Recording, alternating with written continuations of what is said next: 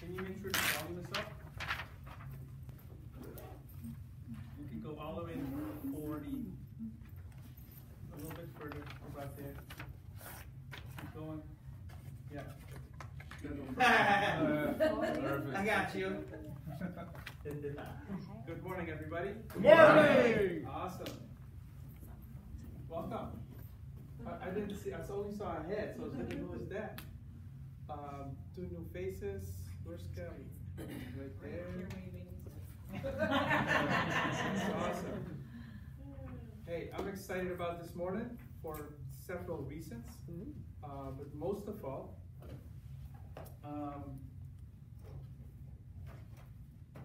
the topic we're going to discuss. Because in my mind, this is where it all starts. And you'll find out we have a simple system for it, but as you grow into it, you'll have way many more options. So we'll run by quite a few of them. But before we do all that great stuff, I want you guys to watch this for a minute. Who does not know who this is? Just raise your hand if you do. Gosh, who's this? Simon Sinek. Who's Simon? I mean, Who was that? maybe, I don't know. Yeah, it's Simon Sinek. No, maybe that sounds like his name, I don't know. You guys ready? Yes. Here you go. Do you love your wife? Yes. Prove it. Like, what's the metric? Give me the number that helps me know, right? Because when you met her, you didn't love her, right? Now you love her, right? Tell me the day the love happened. It's an impossible question, right? But it's not that it doesn't exist, it's that it's much easier to prove over time. She didn't fall in love with you because you remembered her birthday and bought her flowers on Valentine's Day. She fell in love with you because when you woke up in the morning, you said good morning to her before you checked your phone. She fell in love with you because when you went to the fridge to get yourself a drink, you got her one without even asking. She fell in love with you because when you had an amazing day at work and she came home and she had a terrible day at work, you didn't say, yeah, but let me tell you about my day. You sat and listened to her awful day and you didn't say a thing about your amazing day. This is why she fell in love with you. I can't tell you exactly what day, and it was no particular thing you did. It was the accumulation of all of those little things that she woke up one day and as if she pressed a button, she goes, I love her. It's about transitions. So if you were to go to the gym, right? It's like exercise, right? If you go to the gym and you work out and you come back and you look in the mirror, you will see nothing.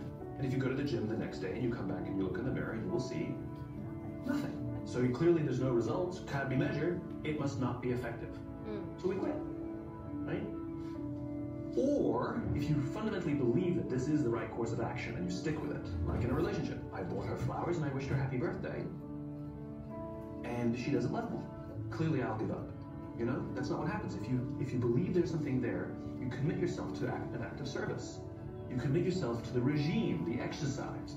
You can screw it up. You can eat chocolate cake one day, you can skip a day or two. You know, it allows for that. But if you stick with it consistently, I'm not exactly sure what day, but I know you'll start getting into shape. I know it. And the same with the relationship. It's not about the events. It's not about intensity. It's about consistency, right? You go to the dentist twice a year, your teeth will fall out. You have to brush your teeth every day for 2 minutes. What does brushing your teeth twice a day for 2 minutes do? Nothing. Unless you do it every day, twice a day for 2 minutes, right? It's the consistency. Going to the gym for 9 hours does not get you into shape. Working out every day for 20 minutes gets you into shape. Those things are like going to the dentist. They're very important. They're good for reminding us or getting us back on track, learning new lessons. But it's the daily practice of all the monotonous, little, boring things like brushing your teeth that matter the most.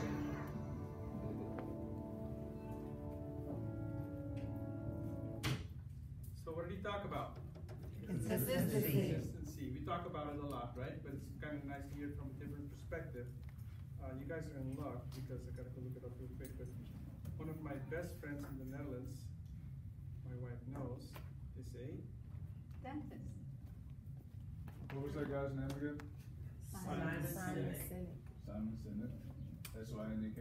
No, S-I-N-E-K. S-I-M-O-N.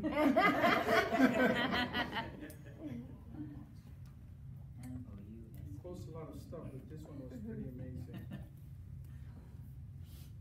I actually did see that video once before. It's really good. I just It's a didn't good reminder, remember right? Yeah. There he is. Yeah, and this is actually, that's what happens if you don't brush your teeth. Yucky. He's removing plaque. Wax. That's a plaque. I know.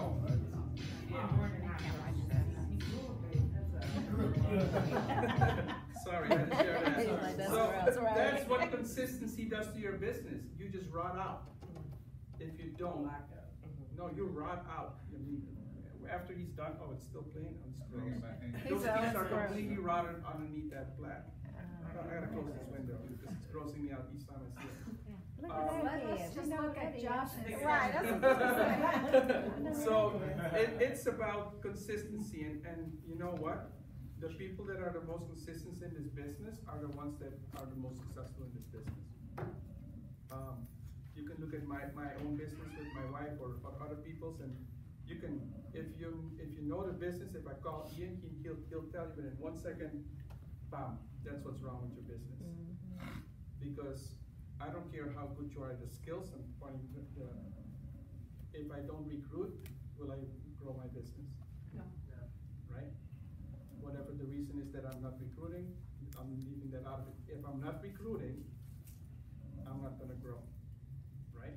What is it that you're not doing consistently that is stopping you from not growing? Can you put your finger on that for yourself? If you have a problem with it, go talk to your RVP. Ask him to speak bluntly, and he'll tell you within 1 minute exactly. Or she. Or she. Don't worry, ladies. Yes. She'll tell us. So the bald guy got you covered. He or she will tell you exactly what it is. Here's the issue: a lot of people don't want to hear it. Do you want to hear it? Some people don't show up at boot camp because they don't want to hear where they suck.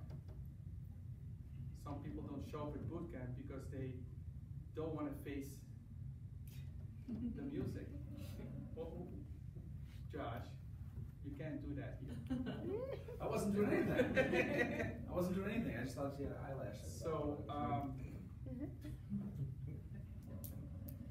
who was not yesterday at our Friday night? You were not at our Friday night. Okay, don't explain. No, I had a funeral. It was like all day. I said don't explain. Sorry. I wanted to be there. Because I want to reference it. If Right. half the audience wasn't there, then it Right. makes no sense referencing it. I wanted to be there. All right. So, what was your biggest takeaway from last night? Oh, wow. You got it in your head? You know what my biggest takeaway was? Let's see if we listen the same way. Okay. Was actually during the introduction of one of the speakers, something that Jesse said. What did he say? He said, you gotta own it. You gotta have it in your heart of hearts. You guys remember that moment? Yeah. You wrote it down. Look at that. Look at Jesse go like, I didn't know I said something. Yeah, I was at the chest bump. He was just chest bumping. He was just chest bumping. But he said this. He said you have to, when you are talking to people, that's what's wrong. If you're talking to people the wrong way and you don't own it, what we do that is good for people, that's where it goes wrong. Do you remember that moment? Do you remember that moment? I actually do. Good. Someone will need that in I a actually do. We're gonna tap back into that in a minute, but before we do that, Josh. All right.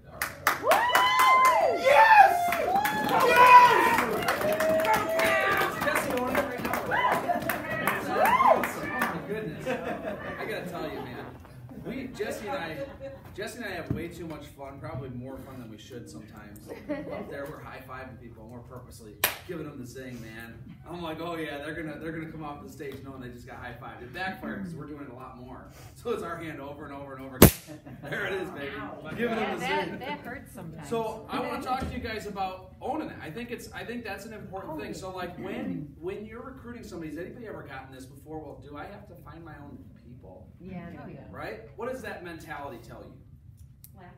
Yeah, it's a lack. It's a I don't want to own it. I just want to be given the leads. I want to process the leads. I'll sit down with them. Yeah, that's not an ownership mentality, right? An ownership mentality says this is my business. Is this your business right now? Are you treating it as though it were your business, right? Because if it was, then you would be consistent. You would be out talking to people about this. You would be doing the work necessary to turn it into something, right? So we're actually going to be talking today about prospecting. I just want to share some of the things that I use for prospecting, just kind of as an overview, right? To give you guys an idea of all the different ways that you can get names and numbers. And it's not the only way. There's a lot of different ways that you can get names and numbers, right? But this right here these are business cards. That doesn't happen overnight. That's consistency. 4 years of grabbing business cards from people. Some of these people became clients, most of them did not. This right here is everybody that I ever taught a gun class to that I kept the names and numbers of. I sat with some of them, I recruited some of them, I sold to some of them, but that's some of it there, right? These are police officers, right? I always love when people tell me, well, you were a police officer, it's easy for you because you know all these cops. It's like, you know what? I didn't know Daryl Martin before. I didn't know Lisa. I didn't know Felicia. I didn't know Timothy. I didn't know any of these guys. And they didn't just fall in my lap either. This is a lot of times on days, afternoons, midnights, going and talking to people, owning it. That's how you get these names and numbers. And by the way, this list right here, these are the people that never sat with me. Never set the appointment with me or set it and canceled on me. These are the ones that I didn't close. This is over 4 years after I developed this, by the way, with the help of Aristida, to start gathering the names and numbers in a more efficient manner. Because before that, I didn't really know what the hell I was doing. I started going, all right, I need to figure that out. What does this look like? This is BNI. I have a group that I go to on a once a week basis where we pass referrals back and forth, right? This is just a book that I keep names and numbers in, out and about, BNI, DPD, networking, tip club, business cards, social media, referrals, Steam, workshops. I belong to the Chamber of Commerce in Troy, now to the one in Macomb, right? Exactly. We've been doing a lot of groups lately. We go up and teach in front of a group of people, or we get, like we did a thing the other day for a seminar for people that are getting newly married. And just different things, right? So you're getting out there in front of people, you're getting names and numbers. So start thinking outside the box. When I first started, I started thinking, all right, I need to find a lot of different ways for myself to get in front of people that maybe other people don't think about.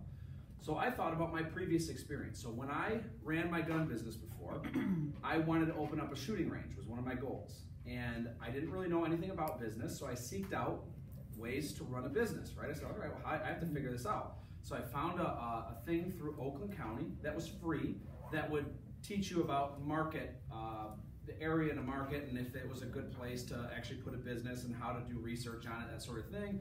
There was another one on business plans. There's all these classes that they would put on, right? So I started thinking, well, who goes to those things? People want to start a business. People that are business minded. I'm like, I bet nobody does any prospecting there. So I'd sign up for the classes in Primerica and I'd just go and sit in there and I'd grab names and numbers. I've gotten recruits from there, I've gotten sales from there, social media. I've taken classes on Facebook, on LinkedIn. A lot of people think, well, this is all natural. No, I've taken 3 classes, I think, now on LinkedIn. Classes taught about LinkedIn so you can learn about it. I don't really use it a whole lot because I don't know it that well. Where do you find classes like that? So that was through the Troy Chamber, and then I think one other one was a thing I found on Google. So I belong to the Chamber of Commerce, so there's a lot of different things that are available for that, right? But you could just Google this stuff. You say networking groups in my area, right? There's different sites where you can go and find, like mixers, right? So you might go through Eventbrite, you might go through Meetup, you might find something on a Facebook group, right? My wife's hosting a thing for Doberman group. There's supposed to be 20 Dobermans at her house next week or something like that. Oh, can I come? Are you Doberman? Have lots of, right? You have Doberman? So there's going to be lots of Dobermans there. But what does that mean? They also have owners, right? So guess what I put in my calendar? Doberman group. I'm going to be there meeting some people. I go to church every single week.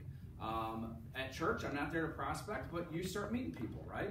I go to a Bible study on Wednesday mornings, and guess what? Those guys go to the same church, and they actually are introducing me to other people. So the other day I was at a meeting through the Chamber of Commerce. One of the guys in my Bible study was there, goes to my church. He introduces me to the keynote speaker, says, hey, this is a guy that's part of my Bible study.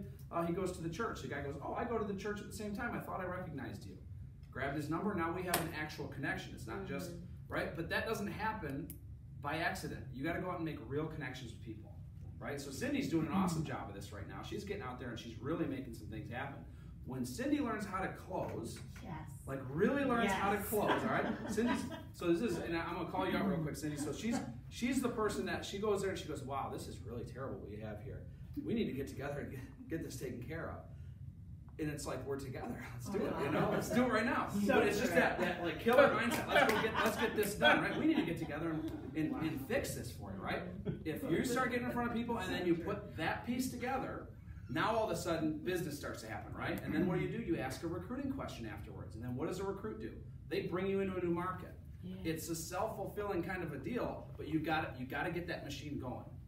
Today, I get calls from clients, from people that I don't know, that set appointments with me. How many people would like to just get people that call you and set appointments? I have that happen a lot. I've had in the last 3 days, 3 or 4 clients that called me and set appointments that tell me exactly what they want. So simple. Yesterday, the guy calls me and he goes, hey, you don't know me, but I used to see you come into the police department. I left the department. I do something else now. But, you know, I just always liked that you came in there more than everybody else did. I had a guy there, but he never called me back, and you always seem to be a pretty good guy. I'd like to set some stuff up with you, and you know, I have a rollover. I'd like to start a new investment, do my insurance. And by the way, you don't just work with police officers, right? No. Okay, cool. I have a couple other people I'd like to introduce you to too. Okay, cool. Were you free on Monday? Yep, that's perfect. Great. I'll see you at your house. What's your address? So simple. I didn't call this guy. I didn't even know who he was when he called me. That was what we talked about last night. You're seeding. Yep. And at one point you can harvest. Yep. But no, I don't even think that's more seeding. I think you created what we call an omnipresence. You kept going there. Yep. That's exactly what it is. So your presence is felt. So now when that person thinks of insurance and investments, Josh got us here a bunch. Oh yeah, always there. Yeah. That's something. If you're, you know, I'm a big reader. I love listening to audios. Grant Cardone talks about that in 10X. Talks about omnipresence, right? And so there's a guy in our business. He's a part-time guy now. He's a very talented fellow. If you guys know him, his name's Phil Castellan. When I first started with the DPD thing, right? So I was new out of the police department. By the way, the stuff didn't just fall into my lap. It wasn't like police officers were like, hey, can you give me life insurance? No, instead they all picked on me. Right. They all thought it was funny that I left and I'm doing insurance now. They wouldn't talk to me. Some guys that I trusted my life to, that trusted me to have their back, were running into a vacant house at 2 o'clock in the morning after a guy with a gun, wouldn't sit down with me, thought I was joining some kind of cult, all right? So that's the kind of opposition that I ran across in the beginning. But I didn't stop. I said, all right, well, this isn't working like this. Maybe I need to figure out another way. So I started working with Phil and with Aristida, and we said, all right, well, let's come up with a way to do it. Phil wanted to get in front of more people. I wanted to learn how to be able to actually get the names and numbers and turn them into something. So we started going on a daytime thing it's a 6:45 roll call and then a 7:45 roll call. Then we'd be there at 2:45, we'd be there at 3:45, we'd be there at 10:45, and we'd be there at 11:45. And I did that for weeks. And people thought I was crazy. I didn't sleep. They're like, wow, how are you doing it? Well, I just went RVP. I had a brand new baby. I had a house that we just bought. I had a wife that I told to quit her job. So I wasn't going to mess around with it. But most people, they just, I'm just going to sleep in. They're not going to, somebody canceled on you. Good. Okay, get after it anyway. It's your business. Get this thing off the freaking ground, man. That's what you got to do. You've got to get it off the ground. So when you went there every couple hours on the same day, what did you do? You were just talking to individual people, or so at the police station specifically, they have roll calls. Okay. So they have at the beginning of a shift. So the police officers are there 24 hours. Somebody's got to be there, right? So they get through their shift, and then new guys have to come in. Right. So they'd sit there and tell them, hey, this is what happened on the last thing. We're on the lookout for this. Da da da. By the way, here's this guy here. He wants to sell you something. is usually how they would So you introduce just me. give So them that was a a little- good way for me to get introduced, because of course they have a real open ear then, right? So I'd go in, I'd talk to them, I'd be pouring my heart out, and then everybody would walk out of the room. I'm like, son of a... So what do? I go, all right, well, let's plan, do, check, adjust, right? So I go back, I talk to RC, I say, hey, this is what I did, this is how I did. Okay, well, you need to catch their attention. And that sheet that you're putting out that you ask everybody to sign that they all walk by, that's not working either. Maybe we can come up with something else. So then I went and got little clipboards, each individual clipboard. And as I'm walking, I'm like, hey, you guys, you know, I'm just putting it right in their lap. Because they're not coming and signing the thing, so I better figure it out, right? Right. So what do most people do? They get scared. Hey, everybody blew me off. They all acted like an asshole. Nobody wants to sit with me, so I'm just going to leave that one alone. Wrong. It's your business. You don't shut down business. If you have a tree in front of your sign and nobody sees it, you better start going down to City Hall and saying, hey, we need this tree removed. Because I need people to see my sign, because we're open and our product is good and people need to see it. And you need to go fight for that crap. They want to shut down the road, you got to say, nope, you can't shut down this spot because we need people to pull in. It's your business. Start treating it that way. I mean, this does not happen overnight. All these names and numbers. I probably have 10,000 numbers. I mean, it's crazy. You can't lose if you just treat it like your business, right? So hopefully that helps somebody today. I know it's a lot of stuff, and I get excited about this stuff, but... Stay there for 1 second. Yep. Just a big hand. Woo! Think out of the box, but I think you got to think in the box. That's right. Names and numbers in the box. Just want to say that. What's the third item there? Work, effort. I'm sorry. I'll address it. Okay. Those are my notes. Okay. So what I heard listening to him was he works at it. Did you hear that? Can you honestly sit here and say I work as hard as Josh to get this business going? Do you have an office like Josh where each month, whether he goes out or not, rents do, right? Right? Well, yeah, there's a lot of areas in this business that you start to learn as you grow and as you start to build a team. You know, I mean, we have 74 licensed agents now in our hierarchy, and that makes things easier when it comes to business. You get things that, like I had a guy close the other day. I haven't seen him in a long time. He just closed. I didn't see it. I got a text message from him like, better late than never, and that was like it. It was just, I just see it come across as an email and then a text. I text him, good job, closer, and he never responded. I'm like, cool. That's what it's like having a bunch of licensed people, right? But at the same time, like there's a lot of other things that have to go on. Like if the lights are out right here, someone's gotta change that. There's a leak in a faucet over there. Someone's gotta do that. It's business, right? So when someone tries to tell you it's one of those things, you gotta be kidding me. Have you ever looked at all the forms that we need? Have you ever had to talk to compliance? Right. This ain't just a thing. This is a business. Well, it is a thing. It's a thing that makes you $1 million a year if you put the work and effort towards it. Yep. Guys, did you guys pick up on your own? Omnipresence, right? He goes like, RC, it's not even that, it's omnipresence. I'm like, he's right. Yep. I had the pleasure of thinking he's right. Some of you go like, what's omnipresence? That's self-development. Are you self-developing as much as the leaders are? And I'd like to say something about that. When you said that, that's exactly what it was, and that was the intention. Give Jerome a big hand. Yep. When we ran into the opposition, it was like we literally listened to Grant Cardone talk about when people don't like what you're doing or they think you got to do more of it. You don't slow down. You don't go, oh well, they said this is bad. You just push through it. No, you go, all right, no, I'm going to get to be where I'm on everybody's mind, whether they think bad or good. When they think of investments and insurance, they're thinking Josh Christian. That's the guy that's going to take care of them in the department. He takes care of everybody. I'm at all the funerals. I'm at the events, the functions. I'm at the roll calls. They're like, dude, do you sleep? I'm like, dude, why do I need to sleep? I'm here. I'm here to help you. They're like, God dang. If I'm sleeping, who's going to be taking care of you? Yep. They need to think that, like, have you ever looked at GroupMe and thought, how in the world does Andy Onstead do it? That's omnipresence. Like Jesse, I think even used the word last night. It's like the dude's warping around. You're like, what in the world? I want people when they think of that, like I want them to think that guy's not even human. There's no way, because they're like in one precinct, and then they see me at an event for something else, and then they see me something, they're like, how in the world are you everywhere? I want them to think that. I add every single police officer that I ever see get recruited on Facebook immediately. I look at their friends list, someone tags them, hey, can you believe that we actually passed through the academy? And they tag a bunch of people. If I'm not friends, boom, boom, boom, boom, boom, I add them immediately. If they tag somebody that's a firefighter, brrr, if they're in EMS, brrr, I add them. I've got thousands of friends. They reach out to me. I mean, a lot of the people I've recruited and done sales for are through the Facebook and social media stuff, but they're through a specific network of people.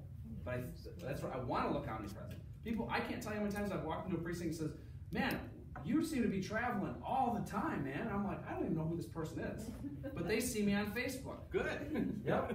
Right? I saw conceit. Consistency. I'm just messing with you. Right? What did I do? I went to all of them, not some of them. I went to all of them. I'm just listening to what he's sharing, and I'm training you guys how to think. Go ahead. The biggest thing I caught there was though, you can be consistent, but he was consistent with positive tweaks and adjustments. Yeah. Like some people don't. Plan, check, and adjust. Yep. That's supposed to be a D. This is. I thought it was an O2. I know it was D. Just to let some of you up. Observe. How many of you can write with half a thought? Start there. No excuse. Without even thinking. So consistency and plan to check and adjust. So let's go there since you brought us there. So you were going and stuck at a certain point, right? By the way, what is stuck? It all means is that you're rigid, right? So to come unstuck, you gotta somehow become unrigid again. I mean, So do you remember sitting being in Phil Castle at your at house my at like house. 10:30 at night and Phil being, a douchebag. yes, a douchebag, yeah. Yep. I kicked him out. I've never kicked anyone out of my house. I kicked him out of my house. Yep. That So was, you can go. I'll work with him. But you're not there. but that's the kind of stuff, like, you don't see all that stuff happening. Yeah. The plan to check and adjust. What did we adjust? What was the adjust? Do you remember? I remember. I think a big part of it was the approach when we talked about, The delivery. Yep. Right? Share your story. yep, Do a felt found with everybody in the same room. Do you remember that? yep, yeah, talk about the supervisor that you saw that was getting ready to retire in camp. And looking at that as an officer myself, when I was on the department, and realizing that something has to be done about this. Because there's people getting to the end of their career and realizing that they can't retire because they didn't make the right steps early on. And now they gotta go find a side gig. Yep. So like just putting that in there. And what you'd do is you'd start to see that people would get engaged. Because in the beginning you'd start talking to these guys, and police officers can be total assholes, by the way. I don't know if you guys have ever talked to any of them before. Yeah. And so you'd be in the group and I could be like, hey, I used to be DPD, I was here,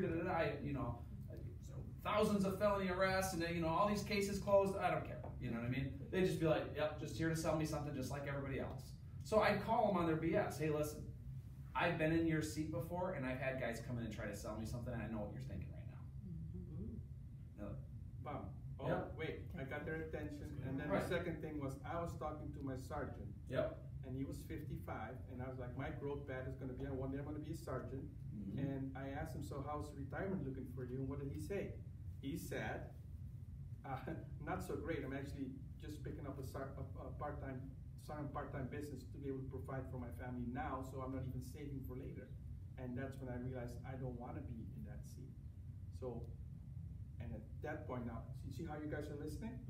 If he put his story there, and Yep. what were the results after that? So immediately started getting more names and numbers. One of the cool things that happened that was a byproduct, I don't want to use Ian's thing here, I don't know if I have to pay him a nickel if I use it, but one of the things, exactly, but one of the things that happened that I didn't expect was the supervisor started to get on my side, say, yeah, you really need to talk to him, because this is something we did early on, or this is something I didn't do early on, or, Creating credibility. yeah. Oh, they'd immediately they go. Like I had one guy that was like, I wanna give these guys a testimonial real quick if it's all right with you. Didn't ask him for it. I had no idea. He said, I'm a primary client myself. He said, when I was a brand new officer, almost 30 years ago. I sat down with a guy from Primerica. He taught me some concepts that have put me in a very good financial position today. He said, because of what they taught me, I could retire any day now. I just come because I like to be here, but I don't have to be here. So Primerica is a great company. I'm like, wow, look at that. The power was in Yep. the client. Powerful. Yeah. I'm like, geez, that is beautiful right there. We were like, and of course, Phil, if you guys know Phil, he's like, could we, would it be okay if we could, record you say that? And he's like, no, that's not okay. But Phil's a Genuine and authentic, and you guys are yeah, I'm like, but it was cool though. I mean, it was a moment that people were like, wow. You know what I mean? Do you think that didn't stick with people? Right. And here's the thing. Let's say they didn't sign up that day, they still always remember that. And then they see that you keep coming back and keep coming back. You can do that. If you have, it doesn't matter what your background is. I tell people, stick with what you know, right? If you have a connection with people, so in your world, Cindy, I'd be in CVS, I'd be in Walgreens, I'd be talking to store managers, I'd be talking to recruiters, people in corporate, right? I'd be talking to people in that area, right? What did Art Williams do? How did he build the business? Coaches. Football coaches. That was Yes. his thing. It wasn't that he was lucky that he had football coaches. Y'all are lucky. You got something out there that you don't realize, right? Think about it, right? So Anne Marie Trudeau, right? What was Anne Marie Trudeau doing before this? How did they meet her? Anybody know? She's a waitress. Waitress. Could you imagine recruiting a person like that? Paul Tucker, the boyfriend, I sent that dude messages over and over again. I tried so many times to get in front of him, right? Didn't end up happening. They ended up on that team because they prospected her as a waitress. Already had a life insurance license, and they're total studs. So if, let's say you have a background in the restaurant industry, I'd be using that everywhere I went. I'd call restaurants that I wasn't even at. I did this before. One time I had a guy named Sherman Manilow, who's still a licensed agent with me, but he's in another state now. And Sherman was like, Josh, I grab these names and numbers, I don't know what to do with them. I just feel uncomfortable calling them, can you help me? Sure. He hands me a card of a guy from a Mexican restaurant in Rochester Hills, or in Rochester rather, downtown Rochester. I said, all right, how did you know the guy? He goes, oh, I didn't, I just picked up the card. What would you do with it? I said, all right, well, I'll show you. So I just called the card. The guy's name, I think, was actually Josh. And I said, hey, Josh, how's it going? Or I said, hey, is Josh there? He said, yeah, who's calling? I said, Josh for Josh.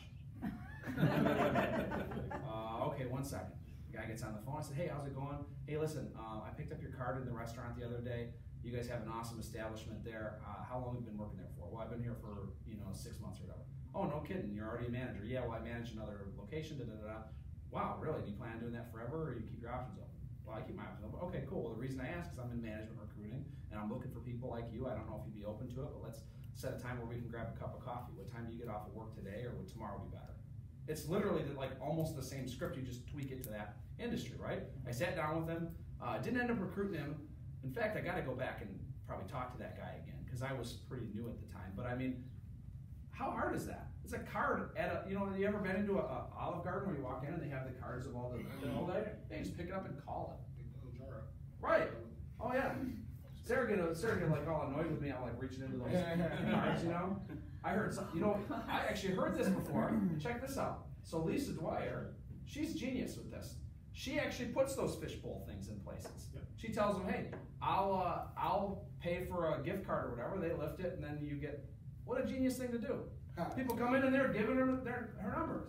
Isn't that awesome? I was like, that's genius. Yeah. Like a candy machine. Yeah. Ding, ding, ding, ding, ding, ding. All right. So, That's good. is that good? I think so. Did you guys have value in that? Yeah. Good. Hopefully that was helpful.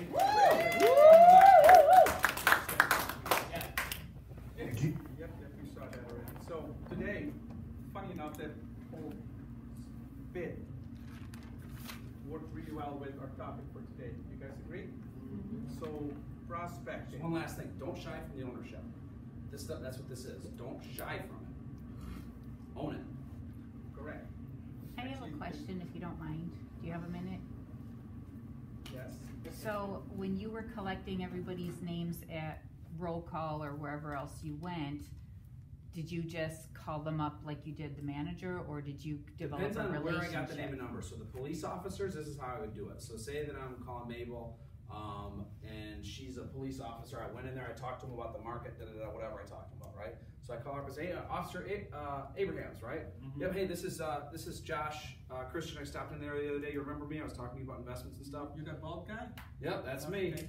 Cool. So great. Listen, I'm just calling to set up a time where you and I can get together. I don't know. Are you married? I'm married. Josh, I'm not sure if this is the right time for us, though. Oh, no worries. I know that sometimes these things get busy. I remember being there. But obviously, it's important to you. Otherwise, you wouldn't have put that down, right? All right, you got me there. Okay, cool. Well, look, man, this isn't going to take a whole lot of your time. I know it's important. Let's set up a time. What's better for you and your wife? Like weekends, weekdays? I'd have to ask her. Okay, yep. Obviously, I want you to check with your wife. It's important that she's there too, and that she's available. I'm sure she's going to have a lot of questions. But just generally, what's better for you two, you guys? Like during the week, weekend, just I guess generally. it would be a week evening, because weekends we got the kids things going, like Okay. soccer, All right. soccer mountain, you know. Oh yeah, I understand that. Week evenings, okay, cool. I know you're on days, right? If I remember correctly. Yes, I'm on days, so evenings is open, and my wife typically is always off on Tuesdays. Okay, Tuesdays. All right. So let's see here. So Tuesdays in the evening are gonna be a little bit tough for me. I could do either Wednesday or Thursday. Did either of those work for her too? Is Every other week. Every other week. Okay. So is that this week or next week? That's better for her. It was this week, but we were gonna have some one-on-one time, man. I'll tell you what, man. I'll bring Yeah, she's a sucker, man. I'll bring the drinks and I'll be out of there quick. All right. So Fair enough. Okay. let's do this. Let's do Wednesday. I'm looking at my thing at 7:00 available, or I could actually even do a little bit later than that, 8:30. I don't know which is better for the two of you guys usually. The later the better. 8:30. Okay, cool. All right, perfect. Well, I don't want to impede on that family time there, Aristida, but I'm gonna go ahead and I'm gonna put it in for 8:30. What's your address? And then I'll see you there. And listen, dude, I'm a super committed guy. If I'm not dead, I'm there. All right. So I want to get the same commitment from you. Is that good? As long as you bring those drinks along with you being dead, I'm cool with it. You got it. So that's how I'd set it up with a police officer. Right now, police officers are a little different. I could sometimes set up with just the husband or just the wife when it's a police officer. Typically, if it's a guy, I can set it up with just them. I would not suggest it in almost any other field. But they make decisions without their spouse on a real consistent basis, on a daily basis, over and over and over again, where if you talk to someone that works at GM, if you're not with the spouse, it's a bad idea. Yeah. So make sure you're with them. But I like to sit with both of them if I can. But if it's a completely cold market, Cold market, I'm going to sit with them, not so much as a client. I'm going to sit with them. As a There's a recruit. really good audio that Ian has about business owners. I would get that. I've done a lot of business, rollovers, life insurance, recruiting off of a business card. I sat with a client. My wife wanted Thai food one time. I was coming through Romeo. I stopped in there. There was a business card for Juice Plus. I picked it up off the windowsill. I called him right there on the spot because I was waiting for my food. I said, the guy's name was DJ. Hey, DJ, how's it going? You don't know me. My name's Josh. I just picked up your business card over here at Thai Express. Did you leave this here? Did someone leave it there for you? Oh, I left it there. Okay, cool. So are you still at Juice Plus? Yep, great. Listen, I run a business actually not too far from there. I'm looking to network with some people. Are you open to more referral business by chance? Yeah, for sure. Great, I'd love to grab a cup of coffee with you. Do you do this business with your wife or is it just you? Well, we do it together. Great, I'd like to meet with both of you if possible. Are you available Wednesday or Thursday this week? Bam, sat down with them, did their life insurance on the spot, recruited DJ Ben, recruited his wife later, got him to district leader, he got licensed, then he quit. But still, did their life insurance, they're still clients, did a couple clients through them, all from Juice Plus card. So you notice that all the scripts are like that for him. He's not thinking. He doesn't have to go reference. Oh, I saw something. Let me go watch the video. Study. Yeah, and I don't say it that fast, by the way. I talk to him like a normal person would talk. Yeah. But I called so many business cards that I picked up like that. I learned when I did that, my confidence went through the roof because I realized I could pick up a business card off of a ledge at a Thai place in Romeo and turn it into something. If you could do that and then learn how to get somebody off to a fast start, you can do this whole business. What did Andy talk about last night? Hunting. Hunting. Right there. So now only it's not a concept of hunting, but now it's a concept of how to hunt. Right? A little bit more tangible. So own it, like Jesse. There it is. It's part of the equation when you prospect. If you're not confident about what it is that you're prospecting people into, away from where they are at right now, they're not going to give you the name and number. They're gonna look at you like, you? They're gonna help me. If you get that look, that means you didn't project yourself properly. Does that make sense? You gotta be totally confident about it. Remember, you're offering, you don't need them, you're offering. You're offering them an opportunity of a lifetime. A lot of us think, I need that number so I can go and prospect, go and recruit them. No, you don't need them. You're offering them. That's gotta be part of the own it like Jesse. Right? Dress up.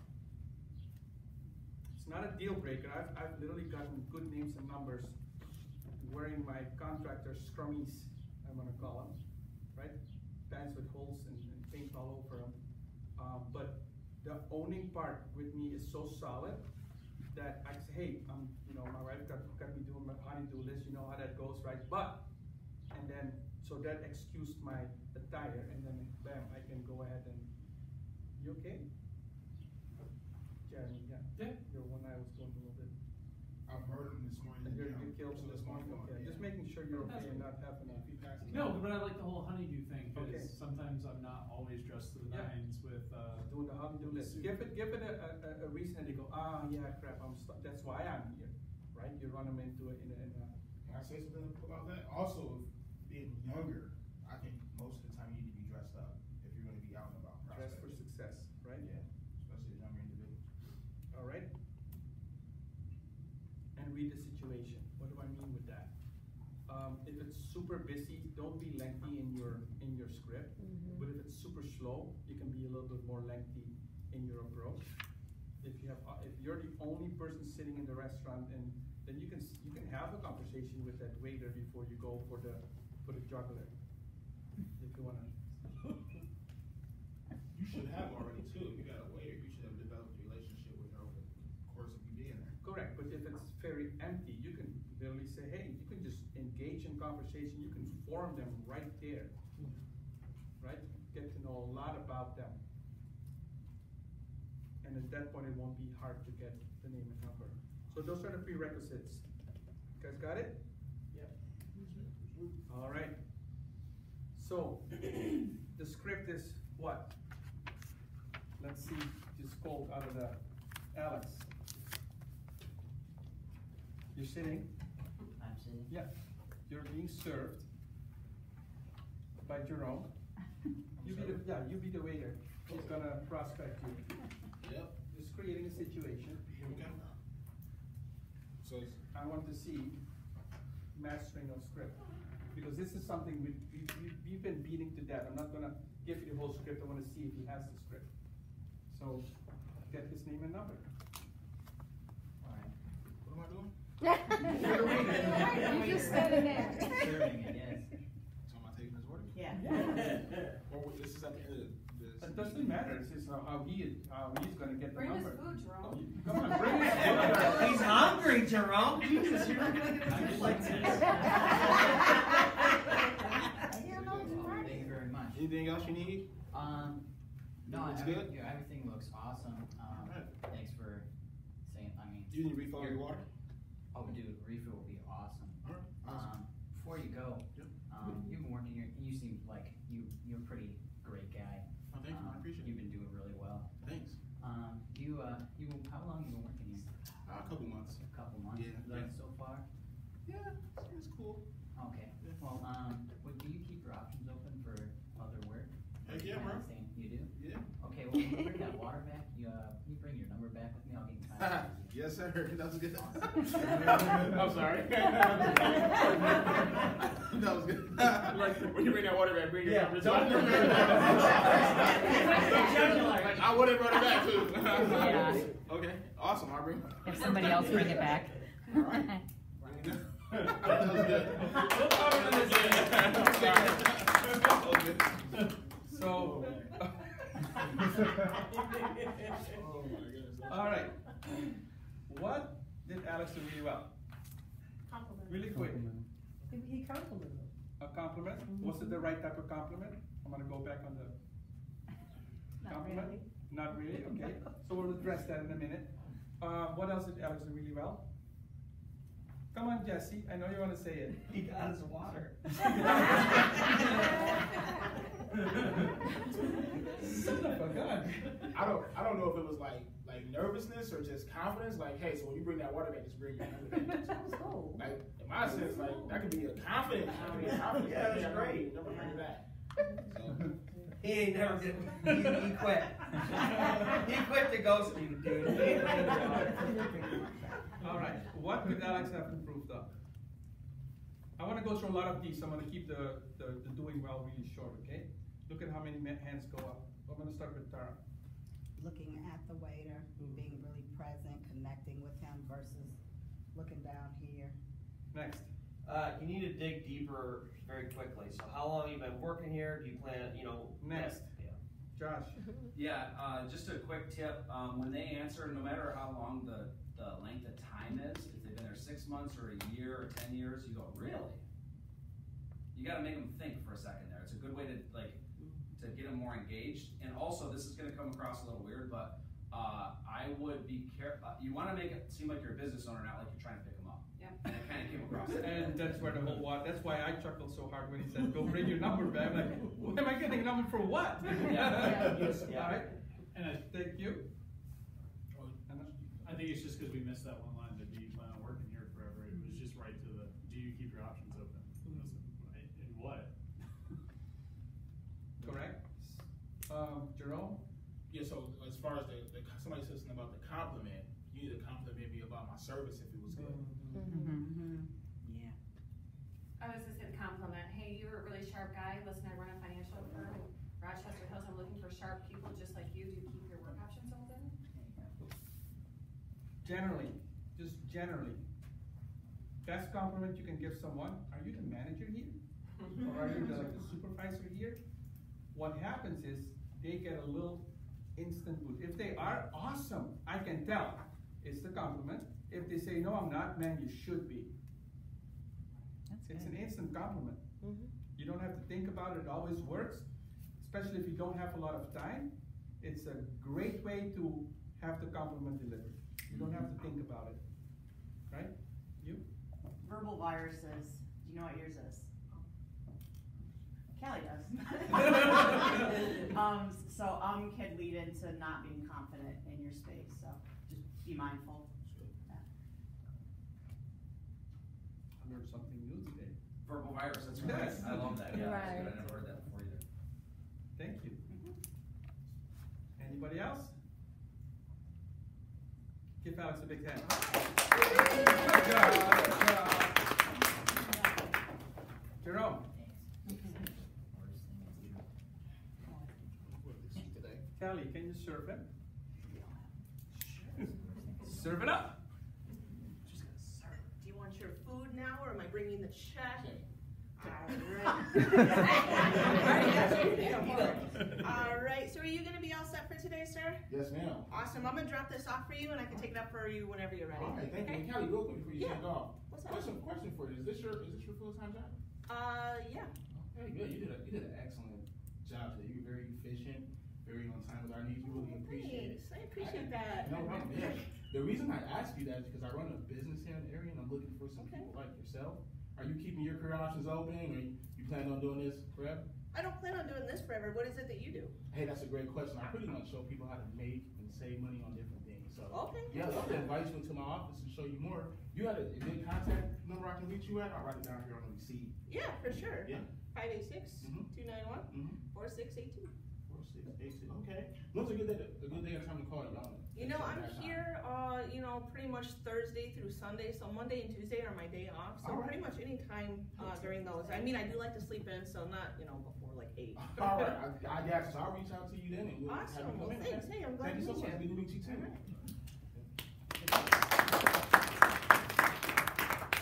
Short, sweet, Beautiful. confident, to the point.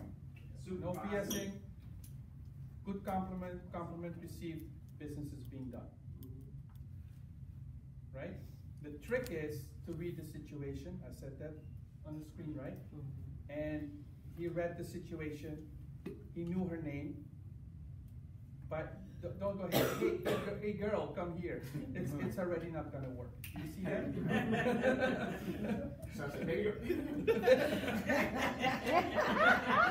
You're ready to punch him at that point, right? I've actually prospected a lot of servers and gotten their numbers, and we tell them, we're like, you know what, after we compliment them and stuff, we're like, because when they ask what we do, I said we have a financial services business we run. We're looking to bring somebody on board who has great skills like you already do. said too much. But when I say, do you think that scares them, when I say financial services? They Because frame they've all it in their ghosted me. You ask for coaching, you said too much. Right. Unless they specifically ask, you give an answer. No, If when they do. If they ask, you said too much. Okay, so when they ask what you do, what did he say? we help people get out of debt and You show people how to make and save money. make and save money. That's it. On one of Ian's, when they go, well, what is it that you do? It's not this. Yeah, it's not this. Okay. You can have a bunch of different responses to that. Yeah, but if you're like, oh, I help people get out But of it needs debt, to be I get short, life quick. insurance. But it needs to be short, quick. I could have said, I show people how to change their lives. Right. It's something short and quick. And then if she asks more, then I'll. Right, Callie, you asked for your, when I asked you, you said to keep your options open, right?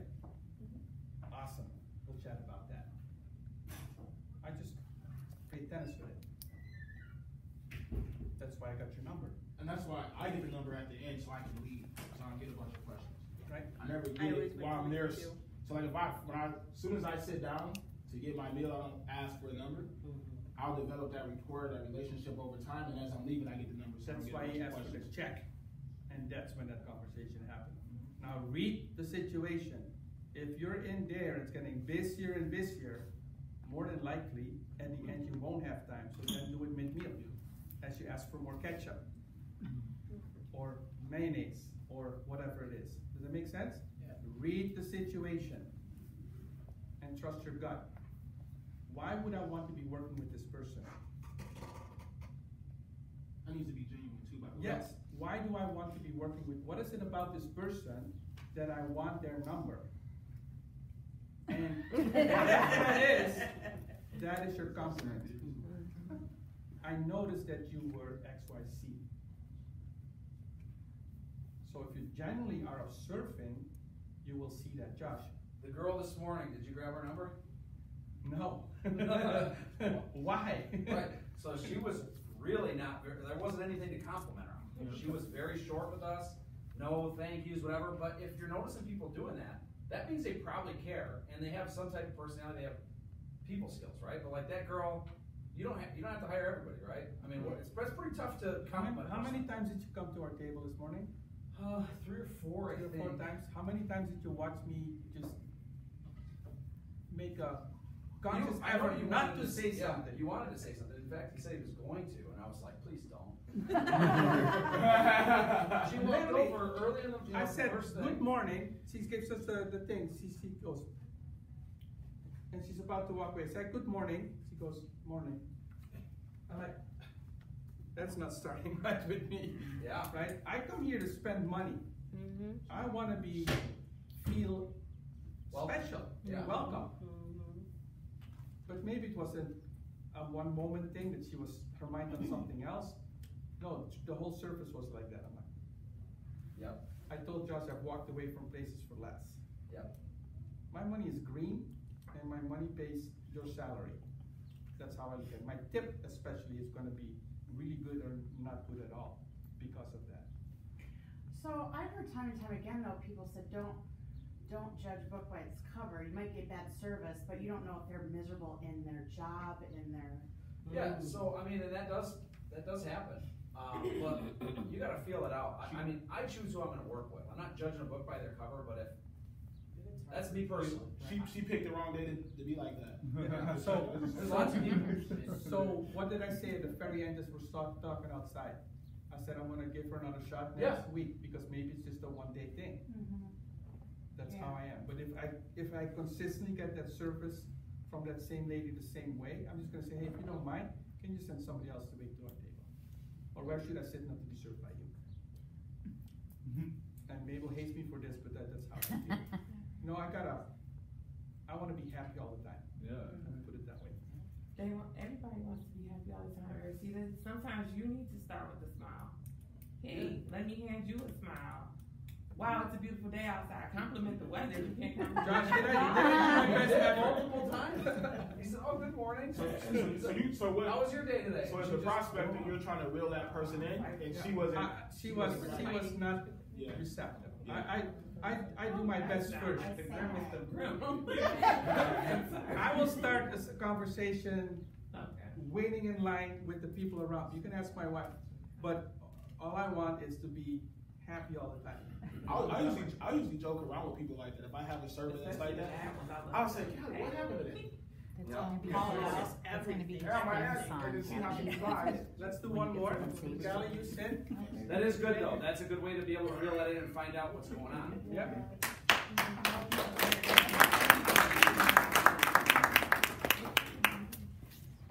Good last remark there, Jerome. You can serve. Who? Me? Yes. Come on now. Surf it up. Surf it up. Oh, thank you. Am I taking your food? Oh, I'm Shell. Am I delivering? You serve. You the waitress. You're bringing the bill. Yeah, thank you. And she already ate. Why can't you be a shoe salesperson? Let's switch it up a bit. Well, I'm sitting in a restaurant setting right now. Was everything good with your mail? Oh, yes. Okay, great. Is it okay if I go grab your check? Yeah, I'm all set for that. Listen, Sean, before you go real quick, man, I just thought you were absolutely spectacular today. You have a wonderful personality, and I really, really appreciate that. I, in fact, look for people like that. Let me ask you, Shel, how long have you worked here? 21 months. 21 months? It's very specific. Almost 2 years. Wow, really? That's awesome. So, is this your full-time job? You do anything else? Kinda. Kinda? What's the kinda, girl? Just try to keep my options open. Oh, hey, that's awesome, because I'm actually looking for people, so you keep your options open when it comes to making money then. That is true. Awesome. Hey, listen, girl, I would love to grab your number from you, and I'll reach out to you regarding some extra income. So just go ahead and drop that off when you bring the bill. How many days a week are you here usually? 5. What's your days off? Weekend. So is it okay if I reach out to you on the weekend? You'll be available? Yeah. Awesome. That's awesome. Okay. What was her body language telling you? She's very suspicious. Awkward. Uncomfortable. Right? Why do you think that was? I'm not asking you yet. It may have been her personality. I'm asking you guys, why do you think it was? I'm thinking it's her personality. It's her. Yeah. Not her. Not her. It's her personality. She was uncomfortable talking to a stranger, maybe. Yeah, exactly. Shell, have you ever been a server before?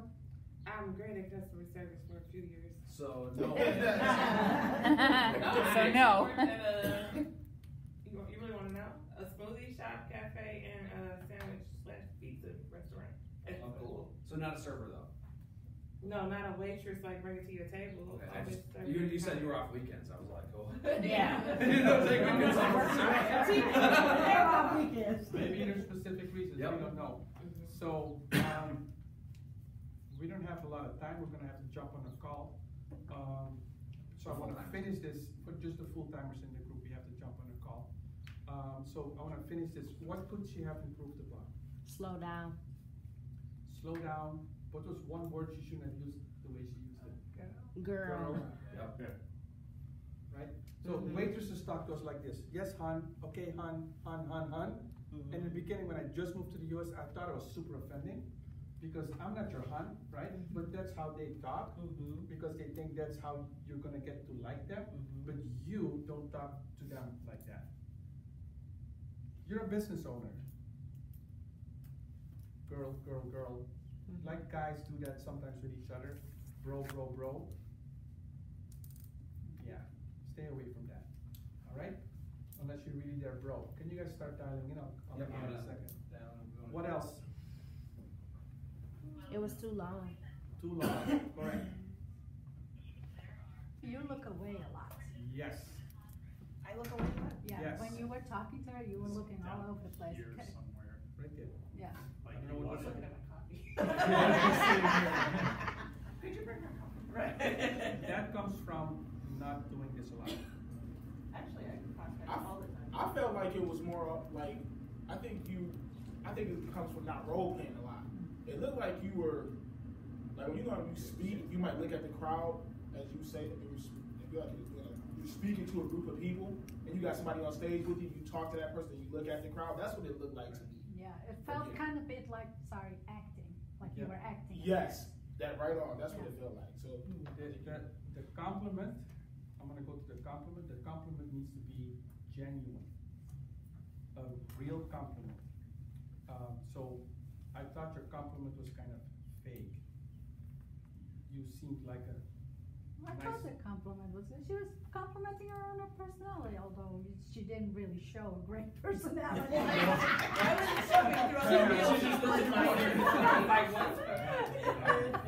Okay, so pick a real good compliment, right? Make something happen there, because the compliment is gonna create you wanting the number, and make it clear why you're getting the number, which you did. Yeah. So there's focus on getting the number, and I'm just going to speak from personal experiences. The more of the numbers I got when I was prospecting cold markets, the less likely I was able to nail a sit down with them. But in front of them, I just say, "What's your day off? 3 o'clock sound good for you?" Actually, yeah, that works. And I've had better actual getting with them because it was booked then. There's a risk. When I come back up the call, we're gonna talk about the risk and the solution for that.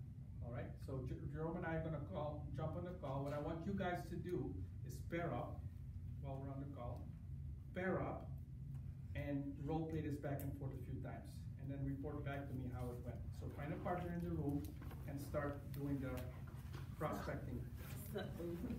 And the, yes. All right. Thank you.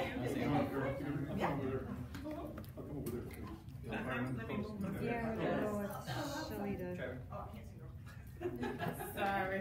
Oh no. Oh, good. I know you. Is that any way to the?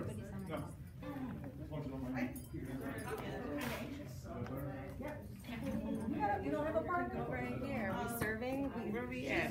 Sure. How many prospects? Beautiful.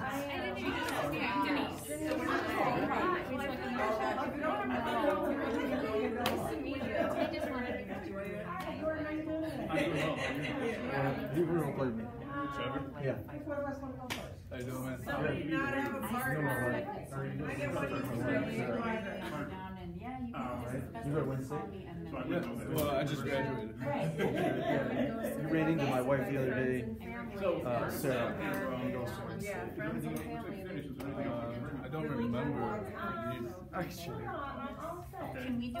Yeah. Remember what? Do you mind? Yeah, no, that's fine. What's your name again? What was happening? Shall Denise. Yeah. Let me. I'll show you for him. And you'll be like, yeah. Okay, yes. You did? Are you in Your week's been work? Yeah. Yeah. Can we do like 2 and 2? No, she does look good. We were talking to her the other day. I was like, yeah, because you guys are both at Wayne State at the same time. But anyways, how would you prospect someone like you and I've done this on try and prospect me. Okay, where are we? Yeah. Where we have a airport. All right. Where are we at? Denise. Go ahead.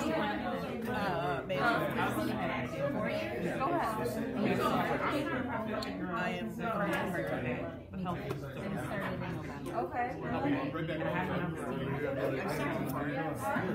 Patricia. So the reason it's 4 years. When I came in, and I came in a couple times. Yeah, she actually got me. And I knew about Primerica. I was never good. I was very aware. So I've been prospecting for 30 years. Learned how to prospect here. Well, no, E.L. Williams was before Primerica. Yeah. So I did that for 2 years when I was in my early 20s.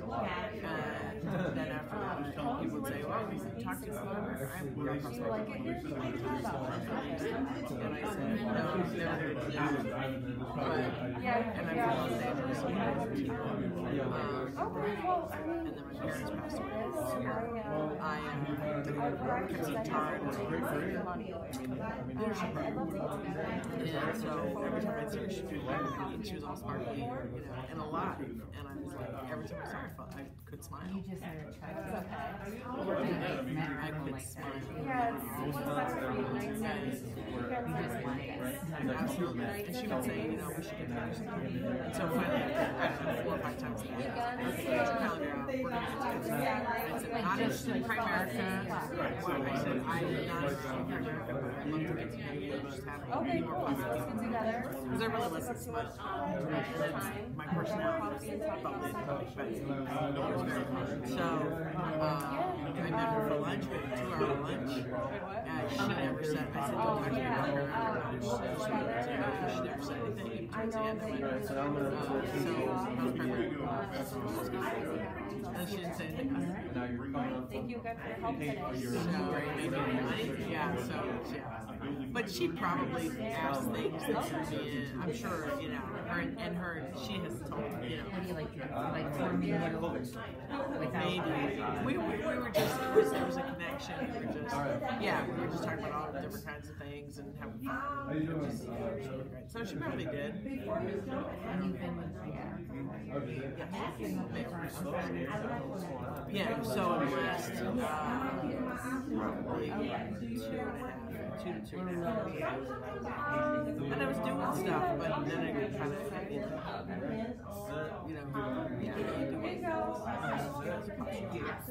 so people go, 4 years? Because everybody's the same age. Well, I really appreciate that. It was more thank you for scanning my blood. What was that?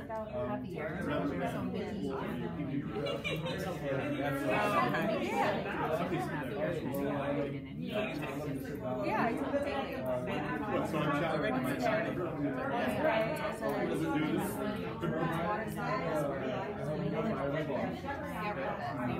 That's what makes me think of it. They just moved out there for a year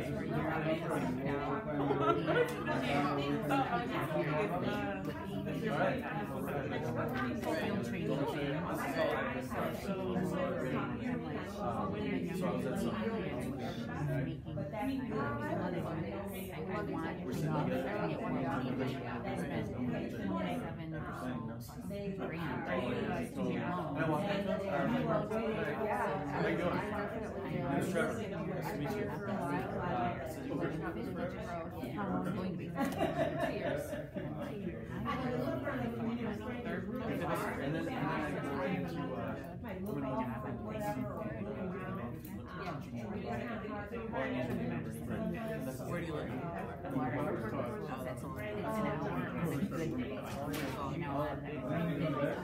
Although I'm from Los Angeles, if you drive an hour, it just means you went 10 miles. It's like, you really know what is this? You're stuck in traffic.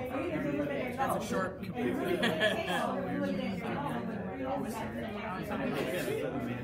Let's do this, let's practice. Okay. So then we'll get to so I make sure I'm I always ask them. So let me do it. Let me bring you. Okay. My phone will do it. I've already asked their name when they first started. Or greetings are made about I asked them, what's your name again? She's like, I'm Denise. So I already know her name. Practice with me. I'm the server. Don't do it theoretically. Do it. Okay. So hi. So here's a check. I just think that you have a good skills. I love your hustle. You're always smiling and bubbly. Oh, I've been here about 2 years. Yeah. What did you do before that? Oh, before that, I was,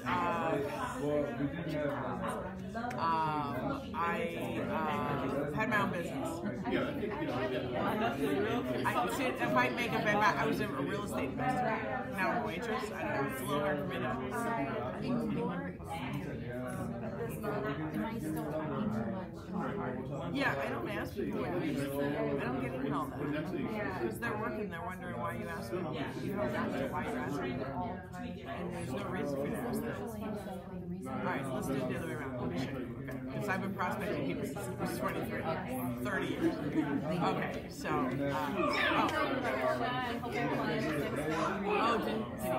Denise, it was excellent. You know, really, we had a great time. And I'm so glad that, you know, you were just awesome. I just want you to know.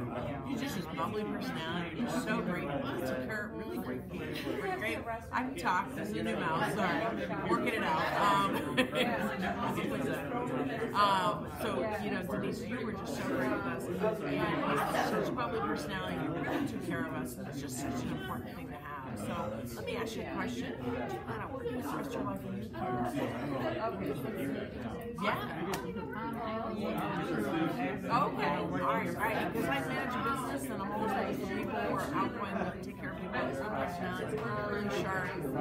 So, you know, I'd love to be able to exchange numbers with you if that's okay and see if I can fit for you. Why don't I text you my number? What's your number? Okay, great. Now I'm going to shoot you a text once I get, because I'm kind of working, I got the number first, and then I'll text you. And listen, what's your schedule? Are you like during the week, on the weekends? What's usually the time to talk? Okay, yeah, terrific. I think what I'll do is sometime after the Awesome. It was really nice to meet you. Thank you so much, man. Okay, so I understand that. Okay, so I've done that, but you don't need to know how long they've worked there. I mean, you can. I've done that, but it's usually because I'm trying to figure out what I need to do. I mean, and it also, it kind of depends if the person's been chatting with you, then I try to find that out during the meal. Wow, you're really good at this. So I'll do that during the meal. Like, then it's just a compliment, I don't try to, yeah. And then, yes, I'll compliment you. And I've done that, and I usually can't get all of it. Or they go, well, what is it? What would I be doing? Financial services? I don't, and it opens a can of worms. So I go, you know, I manage a business in the area. Or sometimes, because I will actually drive like order to the ship, so it's food delivery. So there are people I prospected that way. When I prospected that way, they honestly see I do something else. So I say, I work in a financial services office, and we're always looking. So make it sound like it's our office, so that it's not like, I'm doing DoorDash, why do I need to, you know what I mean? Like, how can I hire you? I don't manage it. I manage it when I drive DoorDash, like that. So, I adjust it to what but generally, like if I'm just meeting somebody, it's not that. It's just a regular price. Because you know, I work for management. I manage, sometimes I say management, but I really should. But when I say it, I manage business in the area, and just always now, I was saying it, I cut out the harder when it was opening a can of worms. People ask me, do you have a business card? And I don't know, I just got, you know what? I just got some new ones. They're coming in. Yeah, I wouldn't even, so I'm waiting for some new ones, or I just got promoted. And I'm waiting for everybody to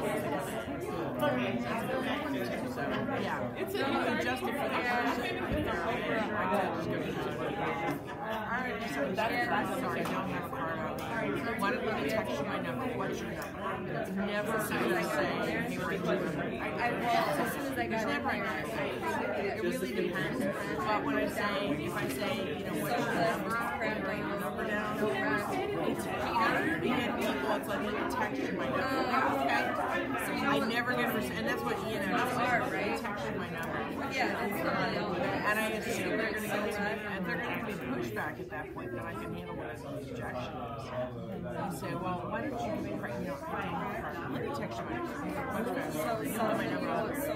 That'd be great. So what's your number? And then break eye contact too. You just like your what's your name? Cash. What's your name? Thank you. You're in it. We'll review it. How many times were you able to go back and forth in that time frame? Couple. 3, 4. This is starting to become more familiar already. It's crazy if you are in shape and you get out of shape and you get back in shape.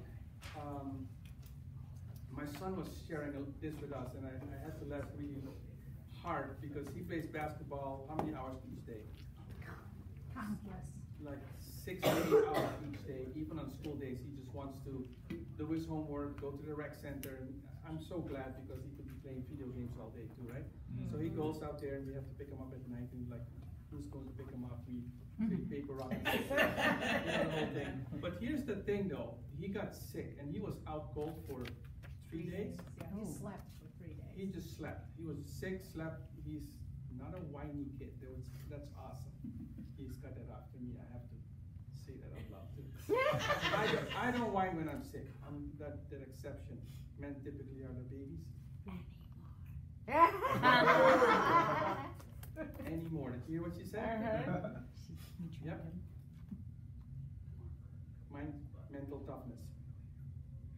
So he went to the rec center. He said, Dad, the first 10 minutes, I was out of breath within a minute.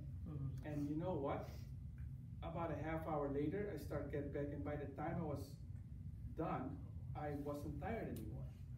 So you get out of shape quick if you don't keep things. They say it's like riding a bike, but the first time you go back on that bike after a while, it's not pretty smooth. It doesn't look pretty.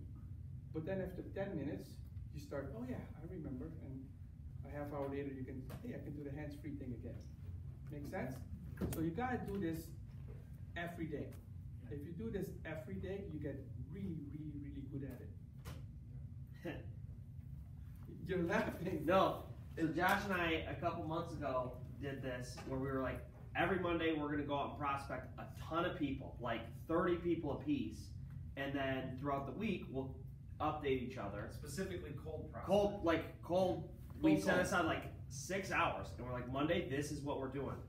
And the first time it was like, I mean, we got maybe like 5 apiece. We were nauseous.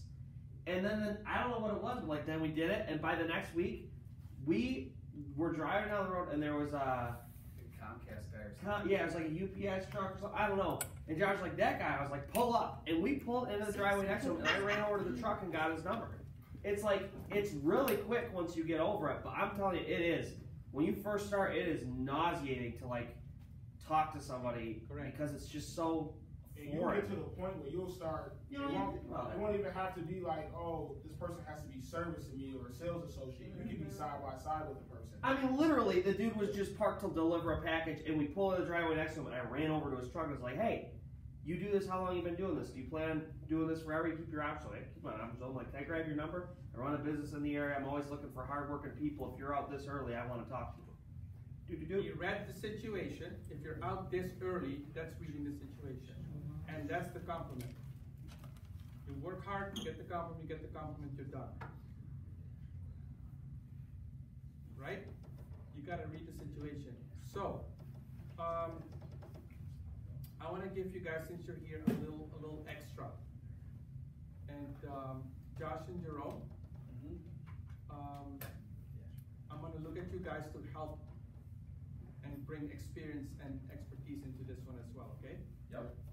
So one of the things that I've developed for myself, it works really well, is this. The standard question, do you plan on working here forever? Keep your options open. So if I have a little bit of time, I have this conversation. So, Callie, you're helping me, right? Shoe salesman in this case, because Mabel wanted that. You're helping me, so I make you the compliment, help me out with the shoes. By the way, you gotta be the manager here, right? No. Well, why would you even say that? Tell me that. Why would you even say that? Why would you even say that? The way you were, that couple that was actually quite horrible to you. You didn't bring that bad juju over to anybody else, right? You just kept it there and you got them out, they were not being nice. And the way you handled that, it tells me that you definitely are either the manager or you have great management training. See the compliment? Using something in the field. So, hey, Gavin, do you mind if I ask you another question? Is that okay? Yeah. So when it comes to income, what is a lot of money to you? I'd say probably somewhere in the 6 figures at least. 6 figures, 100, 200? What is 6 figures to you? Probably 100,000 would be impressive. So, what are the odds of you making that around here? You do your finger like that. Yeah. Do you see what she just said? Right? So now all of a sudden, this is specifically to recruit them away. Don't take a picture yet, wait a minute. There's more to it. Callie, how important is it to you to make that $200,000 a year? I've never thought about it because it would never happen for me. All right. So a lot of money is 6 figures and you think it would never happen. What if I could show you a way to make that happen? Okay. Would you be open to that?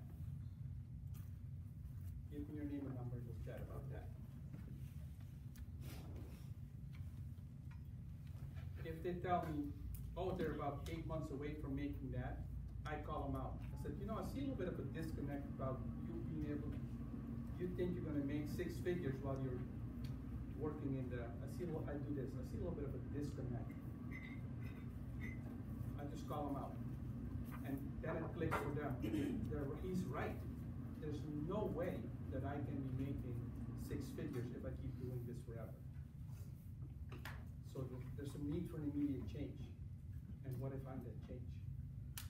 They don't know for sure, but if they're keeping their options open, then I'll get that name and number. This works really well for me. I've trained the people in my team to do this, and it works really well for them too. It's just 5 things you gotta remember. What are the odds of you making that around here? And you're doing this with your finger. Hey Jeremy, what are the odds of you, and you laugh, look, what are the odds of you making that around here? Not much. All I'd like to just share. Okay. This is because there's a belief that Aristida holds that he can get them what he's talking about. He's a business person, he carries himself like a business person, and he has the belief set. If you don't, then this standard script. it doesn't work, right? Even the standard script it's really tough to work. Like, for instance, on a weekend, I dress down a little bit most of the time on the weekend, right? But I still wear a button-up shirt, or at least a decent looking zip-up or something like that, right? I try to make sure that if I'm talking to somebody, they go, "This is a person that I can follow," right? They're not gonna think that if you're always carrying yourself in a different way, like you don't come across like a business person. You're running a business here, right? So think of it like that. I mean, really start thinking about if you were running GE, would your employees respect you, right? Start thinking of that. I know that that's like a little bit further than what you need to, but you have to, it comes from a belief. That's where it comes from, right? If you really believed that you were gonna build this business, how would you carry yourself? How would you dress? How would you, right? Because you're also probably thinking like, why would I prospect this person? I can't get them where they want to be. Yeah. So now it's all one thing. You would make an attempt to Yeah, you don't even do it. And then it dictates who you will go after too. Because if you don't believe that you can lead people, you're not gonna go after anybody who has any real significance. If you think they're really good at what they do and they're doing a great job and they're maybe making decent money, you're thinking, well, I'm not gonna be able to get them better results than whatever they're doing here. Let it be clear that Mabel and I right now are not making a lot of money in Primerica. We're just not doing enough. All right? But I have no doubt that I can train someone to get them to be a $100,000 earner. If the Andy shows up in our life, I can get him there. Does that make sense? Yes. And that you should think like that, because if you can do it, your RVP can help you with it. So there's no reason why you don't go for the bigger fish out there. Does that make sense? Yes? Yeah. She's looking at me like, I'm not sure yet? No. All right, now I got a smile out of her. That's good. What's your name? Riley. Riley? I'm Aristida. Nice to meet you. So, Riley, just kidding. No. All right. Do I need to model this, or was that good enough? Do I need to model it one more time? You guys got this? Have a conversation. These are just my go-to points. I probably don't prospect everybody always with the same script, because I read the situation and then make the most of it. Always when there's something happening around them and I see them behave in a way that I go, man, that person has some people skills. That's really what I'm looking for when I'm looking. People skills. Like this waitress this morning, definitely did not want her in my business. I think you gotta say stuff sometimes that shocks people. Like Yeah. other things, I'm always looking for people that stand out. So if I run across a person that stands out and they're in a job that seems like it's lower pay, I'll ask them, I'll say, hey, Steve, what are you doing here? I'm pushing carts. Why? Well, Jerome, I'm so funny that you asked that. I was just thinking the same thing. Like, I got my college degree. I'm just not gonna go home without money, so that's why. Yeah, man, I'm not the sharpest knife in the drawer, but I recognize a sharp person when I see one. Out of curiosity, you're keeping your career options open, I bet, huh? Dude, if you bring that thing to me that I've been praying for this morning, I'm the guy. You answer prayer, buddy. Do you see how you in the conversation that happens? I was driving at Home Depot, driving away, and I see a guy pushing the cart, and I'm like, that guy's out of place. Back my car up, rolled my window down, and I said, dude, do you mind if I ask you a question? He goes, what? And his name's right there, Josh. I say, hey, Josh, listen, why are you pushing carts here today? Almost the same verbatim discussion I had with Jerome. And he goes, I gotta make some money. I really gotta make some money right now. I said, listen, Josh, you don't seem like the type of person that normally would be pushing carts. What made you take this job? And he goes, man, money's so tight right now. My wife's pregnant and I just got let go. I was not gonna go a day without work, so I walked in here and they're allowing me to push carts. At least I'm not depleting what I've got going in savings. I said, Josh, I love people with that mindset. Those are the type of people that I'm actually looking for. He said, what do you do? I said, that's a great question. I'm gonna buy you a cup of coffee. What time you get off today? And we sat, right? So that goes towards, do you strike the deal in the moment or not? So I'm gonna ask Josh to talk about that first. Josh, if you could come up here. Yeah. You're doing the deal, the deed. The deal. So you're doing the deed. Do you get the name and number and call them back later, or do you set the appointment? What's the scenario here? So I just helped you with your shoes. You should be sitting down. Sure. Shoes? You got my name and number. Yep. So I got your name and number? Yep. And the question is, do you set the appointment right away, or do you call back later? Because she feels if I set them right away, at least I got them. Oh, no, not usually. I don't usually set it right on the same time. I mean, you can sometimes if you feel like you have to. If I say, hey, what time do you get off, right? If I want to set it that day, especially if I'm hunting, it's the end of the month, right? And I'm like, I need to get 2 more recruits to get promoted, I would be for sure doing that, right?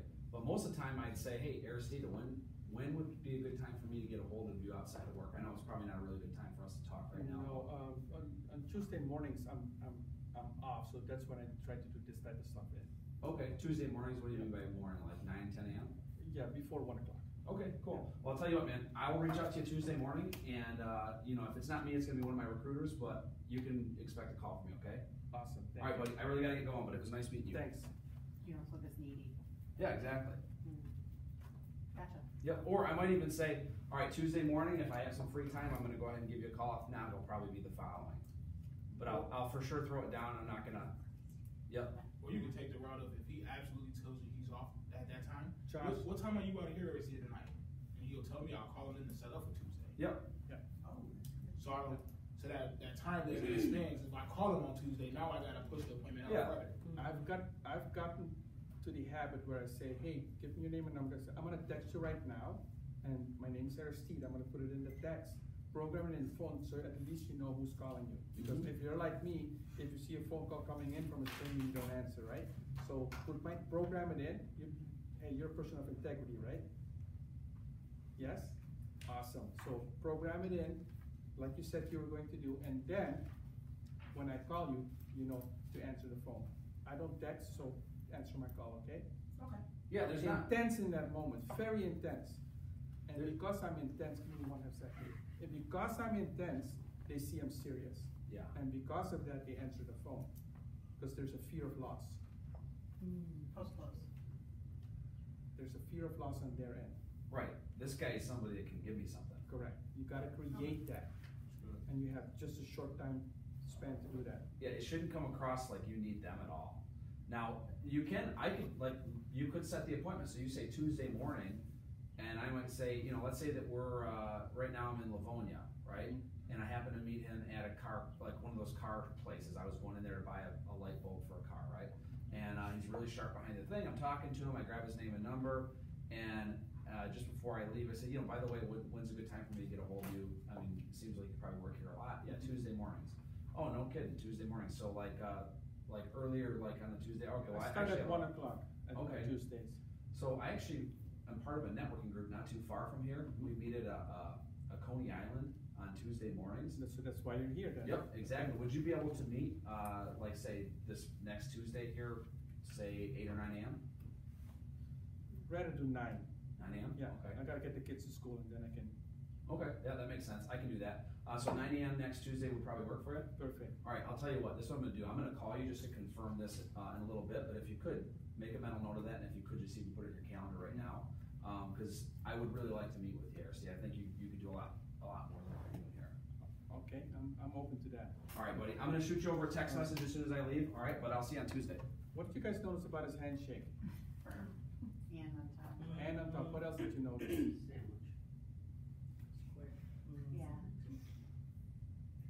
He offers it open.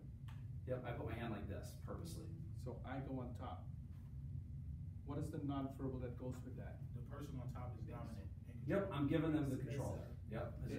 They think, wow, this guy respects me. It's a non-verbal and they don't know it, but it happens. This guy sees something in me that I don't know why, but hey, I'll take it. And it goes and they don't even think it, but it happens. And by the way, if somebody's an asshole, you do the opposite of that. I know it sounds crazy, but I'll do that to people. Like, here's an example. I had a guy the other day at church that just kept staring at my wife in a very inappropriate way. Right? I'm a pretty dominant guy. He decides to sit next to her, and oh hi, how are you doing? And he just keeps looking at her, and I'm like, this is really uncomfortable. So when the pastor says, stand up and shake. Yeah, shake. So when I grabbed his hand, I was like, and I shook it harder than I needed to. I shook. Nice to meet you. Like purposely, right? You have some mental issues. There is so well, this guy couldn't stop staring at her, and I want to let him know, hey, this is the territory you're buddy. There's so much in a handshake, is what I'm saying there. Right? If you do that and you don't realize you're doing that, that right there is a sign of I'm better than you. Don't, right? But if hey, look, it's really nice to meet you, right? My hand purposely went like this. I don't squeeze too hard. It's just firm. It's a good shake. Hand goes underneath like that. Not a floppy fish shake. And by the way, I kind of understand stuff, but that's self-development. I read about stuff. Dale Carnegie's How to Win Friends and Influence People. He spends almost a whole chapter on that. On handshakes. So here's the other one that car salespeople. You walk they do that. Yeah. They extend their hand almost super high. Super high. Yep. Like I'm gonna and then when they grab they like slam it down and grab a hold of it. It's like, yeah. They're like, all right, so you do that. So I'm gonna teach you how to overcome that. You guys ready? You try that.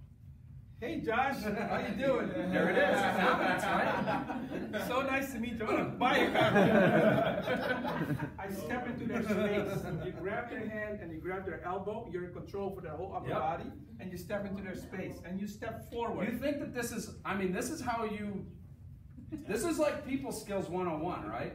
Like so fun. When you're sitting down with a person, you got to remember there's like always a power kind of a thing happening there. So, in order to be able to like keep control of it, you like. Have you ever sat with a husband and wife where the husband's like a? Yep. You got to catch that early on, otherwise you're just doing everything in vain. Yep. So you might have to call him on his BS in a nice way, right? You might have to do, like, let him know. I see what you're doing here. I had one. Good man, you tense over there, buddy. You see that? Oh, Yeah. whoop, he just called me on it. I had one on Zoom the other day. The guy was like totally like this, and I said, what's his name? Andrew, I think. I said, hey Andrew, you know what's funny? He goes, what? I said, the first time when Primerica came into my household, I was sitting just like you. But I gotta tell you this, by the time that guy was done, I was eating up every word he said, and I intend to do the same thing with you today. He goes, how you tell, how did he know? I said, dude, I was sitting just like you, crossed arms, crossed legs, and I'm not gonna buy a thing, I don't care what he says. But then I learned it was not about buying something, it was about the guy was in my house, he was educating me, my wife, how to retire 5 years sooner with 4 to 6 times more than I ever thought possible with my wife. If I could deliver something like that for you and your wife, would that help or hurt? Because that would help. Hands around the table and a discussion, but you have to overcome it. Right, what if he would have just ignored it? You might not have listened to it. It has to be non-confrontational. Correct. He did it really, that was perfect the way he did it, right? Hey, look, I was the same way. That's just saying, look, I know that you're kind of like, but look, I was the same way, so I don't hold it against you. That's kind of what he's saying without saying it. And you've been waiting patiently, thank you. Yeah, it's actually going back to the conversation where you both participated. Can you guys go back to when you were like less than 90 days into the business and you were collecting these phone numbers? Because I might sound crazy, excuse me if I'm overthinking it. But one landing spot for my phone numbers, I'm like, sometimes I'm not with the same book. I don't know, stuff happens. And then you had a collection spot for your cards, right? Yep. So when you had those cards, do you transfer them to your list? Like realistically, I have, days, I have a book that I write them into. So I transfer them over. Now what I do now, this is, if it's a cold prospect, this is what I do now. I didn't used to do this. But I'd say, Aristida, let me go ahead and grab your number and I'll shoot you mine right now. And then I text them right then, right? Josh. And I shoot it over to him. And then after I text it, I screenshot it. And then as soon as I walk out on the iPhone, I don't know if you can do the same thing on an Android, but you can write on there, and I'll just write Aristida Best Buy. And then do you save all your numbers together, or do you like compartmentalize? No. Like different email I just put it's saved in my photos, and then in a few days, I'm like sitting down and going back through those and I'm calling them. Yeah. Whatever floats your boat. Andrew Clausen, you can tell exactly how he does it. He gives them a red dot behind their name. That's why all the people that Andrew reports in hierarchy have named with a red dot behind it. Yeah. Because those were prospects that he converted into a recruit. And then every once in a while, one of them goes in and takes that red dot away. And once they realize they were a red dot for that reason. All right? So I have a question going back to the handshakes, and I know it's very important, but as a woman approaching a man, I can't do that dominating thing. It doesn't work. Actually, it does. Well, you can. I've done You it. don't want to because you can, because it does. I've had women do that. Yeah. You gotta have the If you're a businesswoman, you're business. Yep. And businesswomen in America, shake hands. It's almost more Shake intimidating hands, sometimes. yes. No, I don't have a problem with shaking hands, but Thank you so much for meeting with me as a woman. It's totally fine.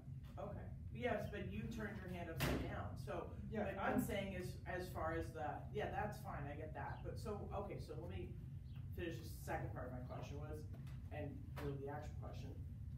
So a lot of times men will give a fish hand kinda, they'll do this. So where did your mama learn you shake your hand like that? There it is. Okay. You hear that? That's a good one. You say that to Say that somebody? again? Oh yeah, if you're a woman and a man shakes your hand like that, I'll call him out on it. And as a guy, you're gonna laugh and you'll be like, oh, I've had women shake my hand. I always compliment a woman on her handshake when she shakes. I say, wow, Why you got a don't great we handshake. ask Amy? She's a woman. No, how you would handle that as a man. If a man gives you the sloppy fish, what do you say? Disgusting.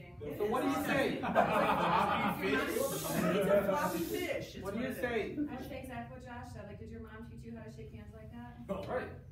It's, yeah, But you isn't kind that of. very emasculating, very like. No. It's a handshake. A guy, Well, it I'll is. tell you, as a man, I would not Listen, take I'm that looking the at what's gonna be effective. Listen, I'm a guy, so I know what a guy thinks, okay?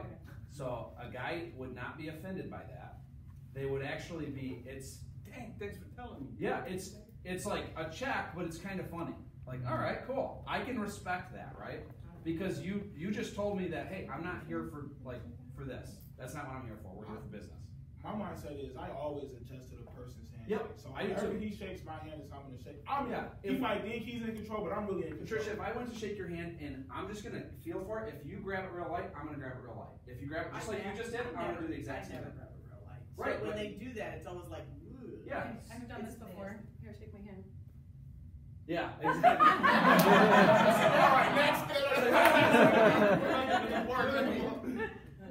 I kiss my own tongue.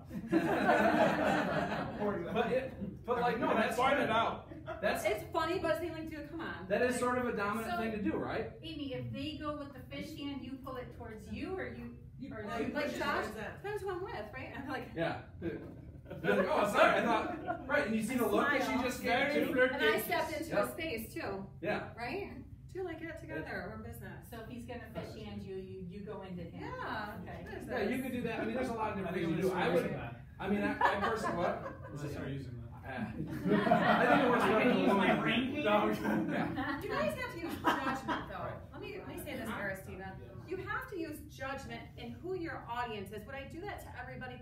No. If it's a playful banter and I know this guy can take it, yeah, right? Because it opens the door for humor. You have to know your audience and what's appropriate and how to say it's a people business. How to say things to people appropriately to get the effectiveness across that you want to get across tactfully, where we can do business together. But as a woman, I'm not going to let you railroad me. But I'm not going to be overly masculine either. That's good. As a child in 6th grade, so I was 10 years old, I was trained. It's a universal rule. In business, I shake your hand as hard as you can shake, as hard as I can shake it. Period. It wasn't about whether I had a uterus or not. This is a hand. Well, don't shake it as hard as you can shake it. No. Not,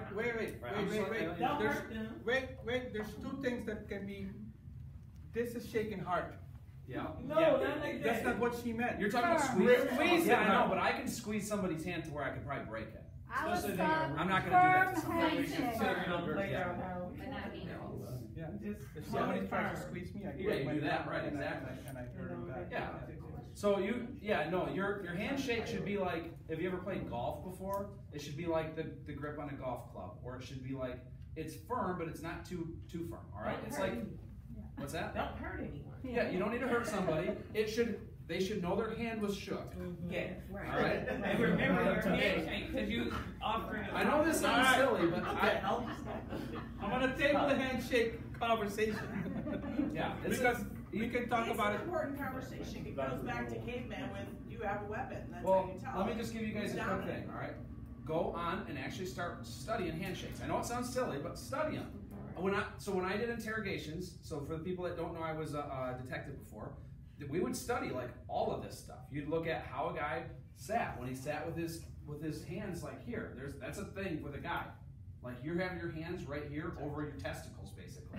It's like there's a sign there, right? If you're sitting, sitting back, or if you're sitting like this, or right. These are all things that you need to start breaking barriers down. Like I got on Cindy about setting your folder right in front of a client.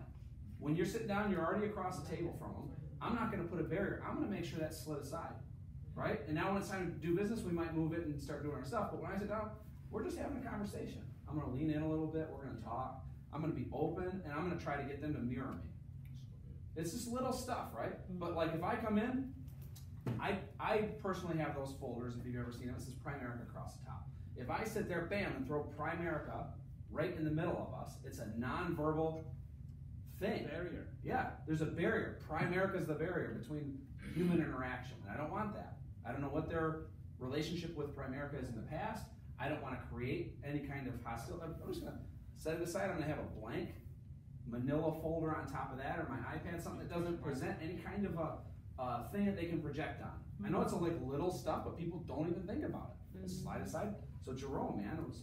So they can buy you. So yes. They can be sold on you before they find out what you do. Yep, exactly. That's when you get a person that's like already dealt with Primerica, but guys, not. Yep. When they see it's Josh, then they see it's Primerica, they're like, oh wow, yeah. I didn't know. I've recruited people before where they're like, man, I didn't realize this was Primerica when you're talking to me. Yep. But and it can even, like the other day, Jesse was telling me one where the person was like, is this like Primerica? He goes, well, yeah, it's a lot like Primerica. It is Primerica. She's coming up Tuesday, by the way. Right. Energy, right? It's confidence, projection, right? When I sit with people, even in their own homes, I try to do this, that I sit here and they sit here instead of across. So if they organize it in such a way, I try to organize it like this, if at all possible. Right? That really helps. It does. It does. I did that on Saturday. It's crazy, because you're on their side, right? So if I'm sitting here and he's sitting there, right? Well, you can, like, even during the presentation, if you couldn't do this, like, you got this thing, it's like this weird interview, right? But if I say, hey, let me show you this here. So you see right here where it shows this. What just happened? Did you feel this? We're just getting connection. Isn't that cool? This is the problem. We're going to solve the problem. Yeah, he and I are working on it together now. Not, I'm sitting over here. Now, learning how to write upside down solves that a little bit, but not as much as this does. This right here, you can sit there and go, can you see how this works here? I'm leaning in, this is like, you and me are buds. Right. You can get actually almost on top of someone without them feeling uncomfortable. If you're working together, right. And it creates this immediate bond, right? I think that's how you should do your F&As when you do it. For sure. Oh yeah, when you're doing that, I mean, if you can pull it off, I mean, obviously some houses are not set up to where you can do it, but if you can pull it off, try to get next to them and actually work with them. The other thing that I want to address here is, I'm a guy, I'm about 50 years old, and if I'm prospecting, and I'm prospecting about a 50-year-old, and they're unsure if I'm using the rules of my business to get their number. You get that 5. How do you solve that problem? You've been taught by me before. You're the best. How do you solve that problem? I don't understand your question. He's saying if they're thinking it's something that's not business related, but you're using it. They're thinking you're gonna be picking them up. Yeah. Oh. If it's the opposite sex. Yes. It's the opposite. I'm a guy of about 50 years old. I'm trying to get a lady's number who's about 50 years old. How do I circumvent the uneasiness of getting that number? Me and my fiance, me and my husband run financial services. You mentioned Good start. Awesome start. I believe, maybe I've heard you say before, mentioned that my wife may give you a call instead of just like you calling. My wife sets up all the appointments. And if you're not married, you could always use somebody else at the office. My office manager will give you a call. Right? Yeah, one of my business partner will give you a call. So use somebody of their gender that is going to be setting up the appointment and maybe running the interview. And if you get a feeling that it doesn't have to be an opposite gender thing, by the way. Yep. It's a third party. Yeah. If you don't have a male or female partner that you could do this with, and your best friend is in your business, or your best female friend is in the business with you, and say, hey, my business partner and I run together. She does most of the interviewing, he does most of the interviewing. We run it as a team. Now they know I'm not after them. I'm after the opportunity to work with them. And you gotta be very clear on that. Very clear. And I think for women especially, you gotta be careful because guys are just typically pigs, right? So you wanna be really clear up front that this is a business relationship, it's nothing else. Yep. And so you don't even want to just think, oh, well, if I flirt a little bit, then he'll give me the number. No, don't start setting that example early on. Right. I can't tell you how many female agents I've had that have been like, well, you know, they start sending me these inappropriate things. I'm like, it's interesting because they don't do that with every female agent. Yep. You broadcasted something. Correct. That it was okay. Doesn't make it your fault. It just means that you got to work on that area. They shouldn't have done it in the first place. But, you know, if I walk through Harlem with a bunch of $100 bills sticking out of my pocket, and someone robs me, they shouldn't have robbed me, but I should have probably not had $100 bills sticking out of my pocket. Does that make sense? Yeah. Just be careful. Whatever you dish out, you will get back. Right. So dish out professionalism, and you'll get that back. that make sense? Makes sense. So you guys are all master prospectors now? Yeah, So let's see a Yeah, couple right. more good examples without commenting on them, just having good examples. Amy, can you sit and give us a good example? And then, Wait, what? Amy today. Where are you prospecting Victoria's Secret. Sure. That's good. Either way, like whatever, what are we doing? Am I serving her? Sure, that works, yep. Sure. You're This bringing happened out last night, I got the waitress's number last night, where's Jesse? Yes. At B Dubs. All right. Okay, well, here's your check. Hey, Haley, I have a question for you. Okay. You provide me with like excellent service, you're prompt, you're on time, you're smiling. How long have you been working here? A little over a year now. Do you do anything else? Are you in school or is this what you do full time? I do this full time. Do you keep your work options open? Yeah. Yeah, what I'd like to do, I run a financial office in Rochester Hills. I'd love to give you a call this week. I'm looking to bring on new people. I'm expanding rapidly. And with your customer service skills, you would do great in my business. Can I grab your phone number? Yeah, absolutely. And I give her mine. I usually put it in my phone. I text it in my phone. I'm like, I don't have business cards with me. Can you put your phone number in my phone? I'm gonna shoot you a quick text. When's a good time to call you this week? Probably in the morning sometime. Next couple days, yeah. So today's Sunday, would Tuesday be good? That'll work. Okay, perfect. I look forward to talking to you. Perfect. Awesome. Thank you. Jesse, coming up? No comment, just give us a quick I was example. gonna ask, I give an example of like a moving target. You're not waiting on me. You're not servicing me. We're like side by side We'll walking. do that next. Yeah. That'd be cool. Same thing? Yeah, just an example. Do you Sure. mind playing it again? Huh? Same thing. Yeah. Here's your check, sir. Awesome. Thanks, Haley. You're welcome. Hey, let me ask you a question. You mind if I ask you a question? Sure. How long have you been working here? A little over a year now. A year now? Mhm. You like going to college or? Nope, just full time here. Okay, so this is what you do full time? Yep. You mind if I ask you, do you plan on doing this forever or you keep your work options open? I do not plan on being here forever. You know, listen, I'm always looking for people who are really personable and doing a great job. I don't know what it is, but the last couple of weeks we do this every single week, go out to team dinner, and we've just had a string of bad luck, and you Really? totally changed that around tonight. Cool. I'm You glad. did awesome. Everything was here on time. The food was delicious.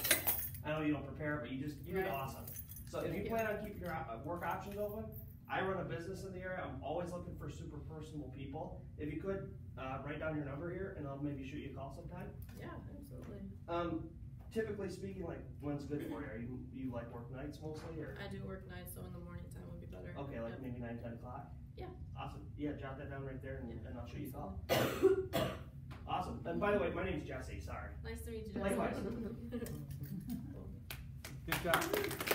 Jerome? Yeah, so a lot of times if you're prospecting in places like Great Lakes Crossing malls, they educate their employees to look out for solicitations. So Thanks to Jerome. that might be true. So what I've gotten really good at, and I wish Nicole was here, she could be a testament to this, is I've gotten really good at prospecting this random like other shoppers. So That's a great way to, yes. So let's say Josh and I, right? We're shopping across from each other, looking at shirts, right? And yeah, he's looking at shoes. And I would say, gosh, Those are used shoes. Gosh, bro, that's a nice pair of shoes, man. Oh, yeah. Yeah, man. What brand is that? This is, I don't even know, dude. They're nice, though, man. It's nice, yeah. Do you dress like this all the time? You in a business or something in the area? Oh, yeah, I'm in car sales. Okay, I can tell, man. You dress really nice, man. Oh, cool, thanks. Awesome. My name's Ron, by the way. Oh, Sorry. Josh. Good to meet you, man. Yeah, absolutely. Heck yeah. Hey, the reason I was asking that is because I'm always looking for sharp people like myself, man. You keep your career options open, looking to make some extra money on the side if you could. Yeah, I don't see why not. Heck yeah, man. Let's exchange numbers. We can chat outside. Yes, I think I actually have a business card on me. Oh, good. Awesome, man. I don't have a business card. I don't carry them on purpose. Yep. No, I know. Well, he does. And that's it. I prospected a single mom with a baby walking next to me in the Great Lakes Crossing. Nicole thought that was the wildest thing ever. Yep. But I just make you're in with a compliment. That is a cute kid. Yep. That kid's cute. That kid's like sprawled out. I'm like, gosh, that kid's cute. We got into this whole conversation, right? She's like, I'm going through this life insurance thing. My dad just passed away. Wow. It's like handing it to you. Yeah. What? There you go. Yep. Thank you, Jerome. Give Jerome a hand. Awesome. So really, it's how you read and just there's something you like about them, whatever that is, that's the compliment. That's basically the structure of it, right? That's the compliment that you make, and then you just ask for the name and number. And some of you have like this really awkward name and number moment, like, can I get your number? Can I have it? If you don't know what that is, you're lucky. It's great. So it's a skit And from don't go up to MTV. some young kid working at the mall and ask them if they're 18, because that just is really creepy. Yeah. My husband did that, and I'm like, Because you gotta be, you know, sometimes Yeah, I think that's more if you're a man asking a girl. Yeah. Or because if I got a young guy in front of me and he looks sharp, before I go through this whole thing, bro, how old are you? Real quick, if you don't mind me asking. Yep. And now, remember earlier, Aristides said, don't say bro? That would be a situation where you would use it. Young guy working at a place where he does look sharp. Hey, bro, how old are you? Say, oh, I'm 19. Okay, good. I know this is gonna sound crazy. The reason I asked you, I mean, you carry yourself really well, but you look really young. I wanted to know because I actually run a business in the area and it requires some licensing. You got to be 18, but I mean, I'd love to hire a guy like you. You plan on working here forever? You keep your options open. Yep, I keep my options open. Great. Well, let me grab your number, and I'll reach out to you some point this week. You always work on the afternoons? All right, cool. All right, buddy. I'll talk to you later. Nice to meet you. So, that awkward moment that I talked about, make that the least amount of awkward. The best solution I found was from Alex from down south in Florida. He says, hey, instead of saying, can I have your number? Hey, let me shoot you a quick text so you have my number. Now, all of a sudden, you're getting the number without asking for the number. Let me shoot you a quick text so you have my name and number. John Smith has a good one for that. If let's say that you're a little west, you go, is it 586? Or is it 248? Is it 313? Is that after he hit you with his car or shopping cart? Yes. But that's Yeah, man. He really is. But that's a great way to do it because it's not. No, it's 248. Okay, go ahead, 248. All right. Right. Are you in the 313 or the 248 area? Whatever. Figure out something that you're more comfortable with than saying, can I have the number? I gotta play that next week so people know it. All right. So the whole thing is figure out a way. I think we even put it in the script booklet. Can you read that out loud real quick? I'm pretty sure. The trifolds? Yes. They were in here. Did we get rid of them all, or did we move them? Where's my bag? Yeah, so remember, there's not any like one way to do it, but I would study prospecting. There's a good audio by Jerry Beyer about cold prospecting. There's another one by Dax Farmer. There's one by Jeff Fieldstad. They all have great examples of prospecting. Just exactly what we're talking about here, how to do it. I would listen to those things a lot if I was you. can you give those names again? Where are those? They're on SoundCloud. Okay. Yep, on SoundCloud, Jerry Beyer has a really good one. Jerry Beyer is pretty successful. He makes a couple $1 million a year. There's a guy named Dax Farmer, I think is the other one, and then there's one that's by Jeff Fieldstad. It says it's called Build a Big Base Shop, and he talks about cold prospecting in a new market. That's a good one. It's a great one. It's in here. And it's, if you just run into them out and about, mini forums, excuse me, are you from this area? Yes. Yes. That's like so hard to work with right away, right? The reason I'm asking, Mr. You seem like a real asshole type of make a compliment.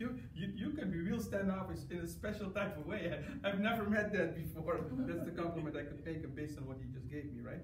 So I'm looking to open up an office in the area. What do you do for work? Police officer. You're a police officer? No way. We have a police officer, right? That works with us. Great. I'm actually looking for people. Do you keep your option open if the money's right? Sure. Great. Listen, I text you my name.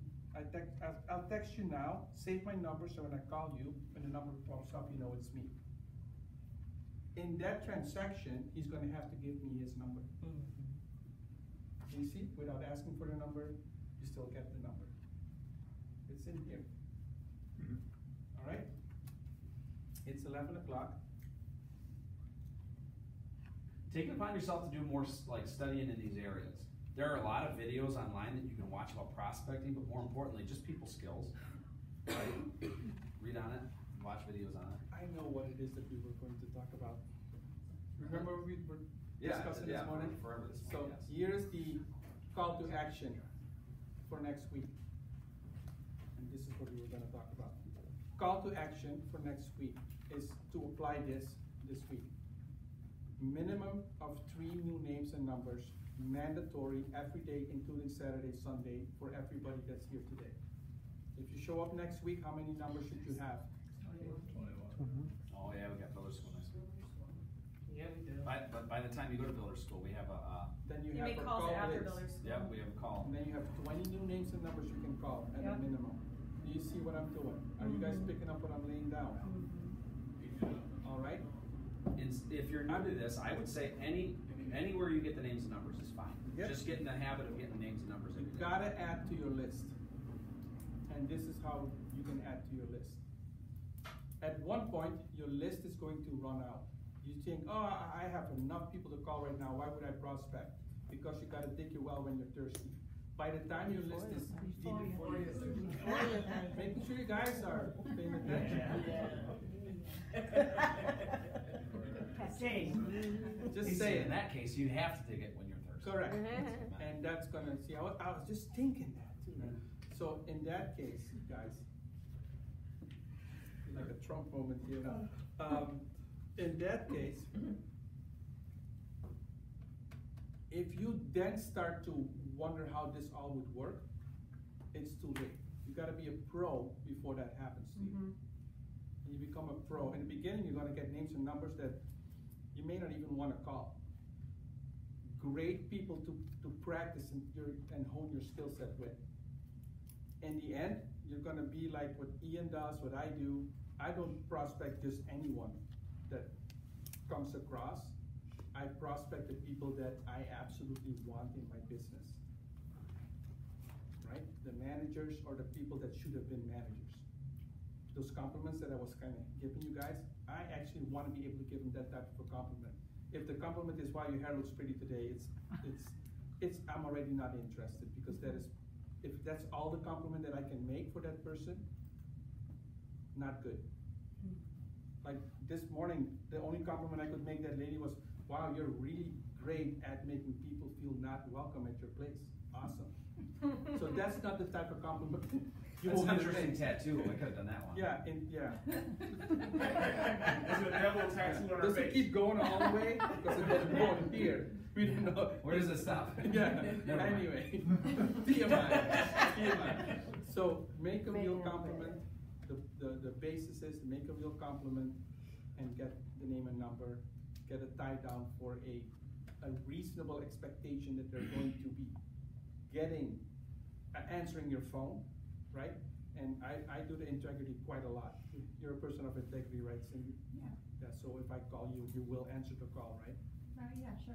I make sure that they know I mean business. Because if they don't, then I might as well just not taking the name and number with me. Make sense? Yep. Any questions, concerns? So get names and numbers is your homework. If you're not reading or listening to anything right now, I would suggest GoPro by Eric Ward. Yep. Don't be a poser, don't be an amateur, become a professional. Yep. What was that with GoPro by? GoPro, Eric Worre, W-O-R-R-E. You also learn in there never to blame your upline for your. That's right, you don't need an upline, you need a downline. Yep. I would take pictures of your phone numbers that you get so you don't lose that piece of paper. That's my habit. The same day I take them from paper to my 1,000-person list. And make notes right away. You leave them. Had a kid, had a spouse, is going to college for blah blah blah. Whatever they told me, so that the time that I call them, they know that I listened to them. Hey Cindy, this is Aristida mentioned the other day at the restaurant. And sometimes they do remember, sometimes they don't. So, yeah, we were having a conversation about you going to college, you're doing your masters for blah blah blah blah blah. Yeah, maybe, yeah. Yep. So now you have, it's clear. I would would not know that information unless I had a conversation and I retained it somewhere. So make notes on all those little things when you get names and numbers. All right? With that, can you guys please help us get the classroom back together there? And then next week is Super Saturday, next weekend. So we won't have a boot camp, naturally, but get your names and numbers and we'll announce, Jeremy, you can do that? A call blitz right after. Mabel and I will not be there for the call blitz, but we will make our calls. So we will add our numbers to it. All right? Any questions?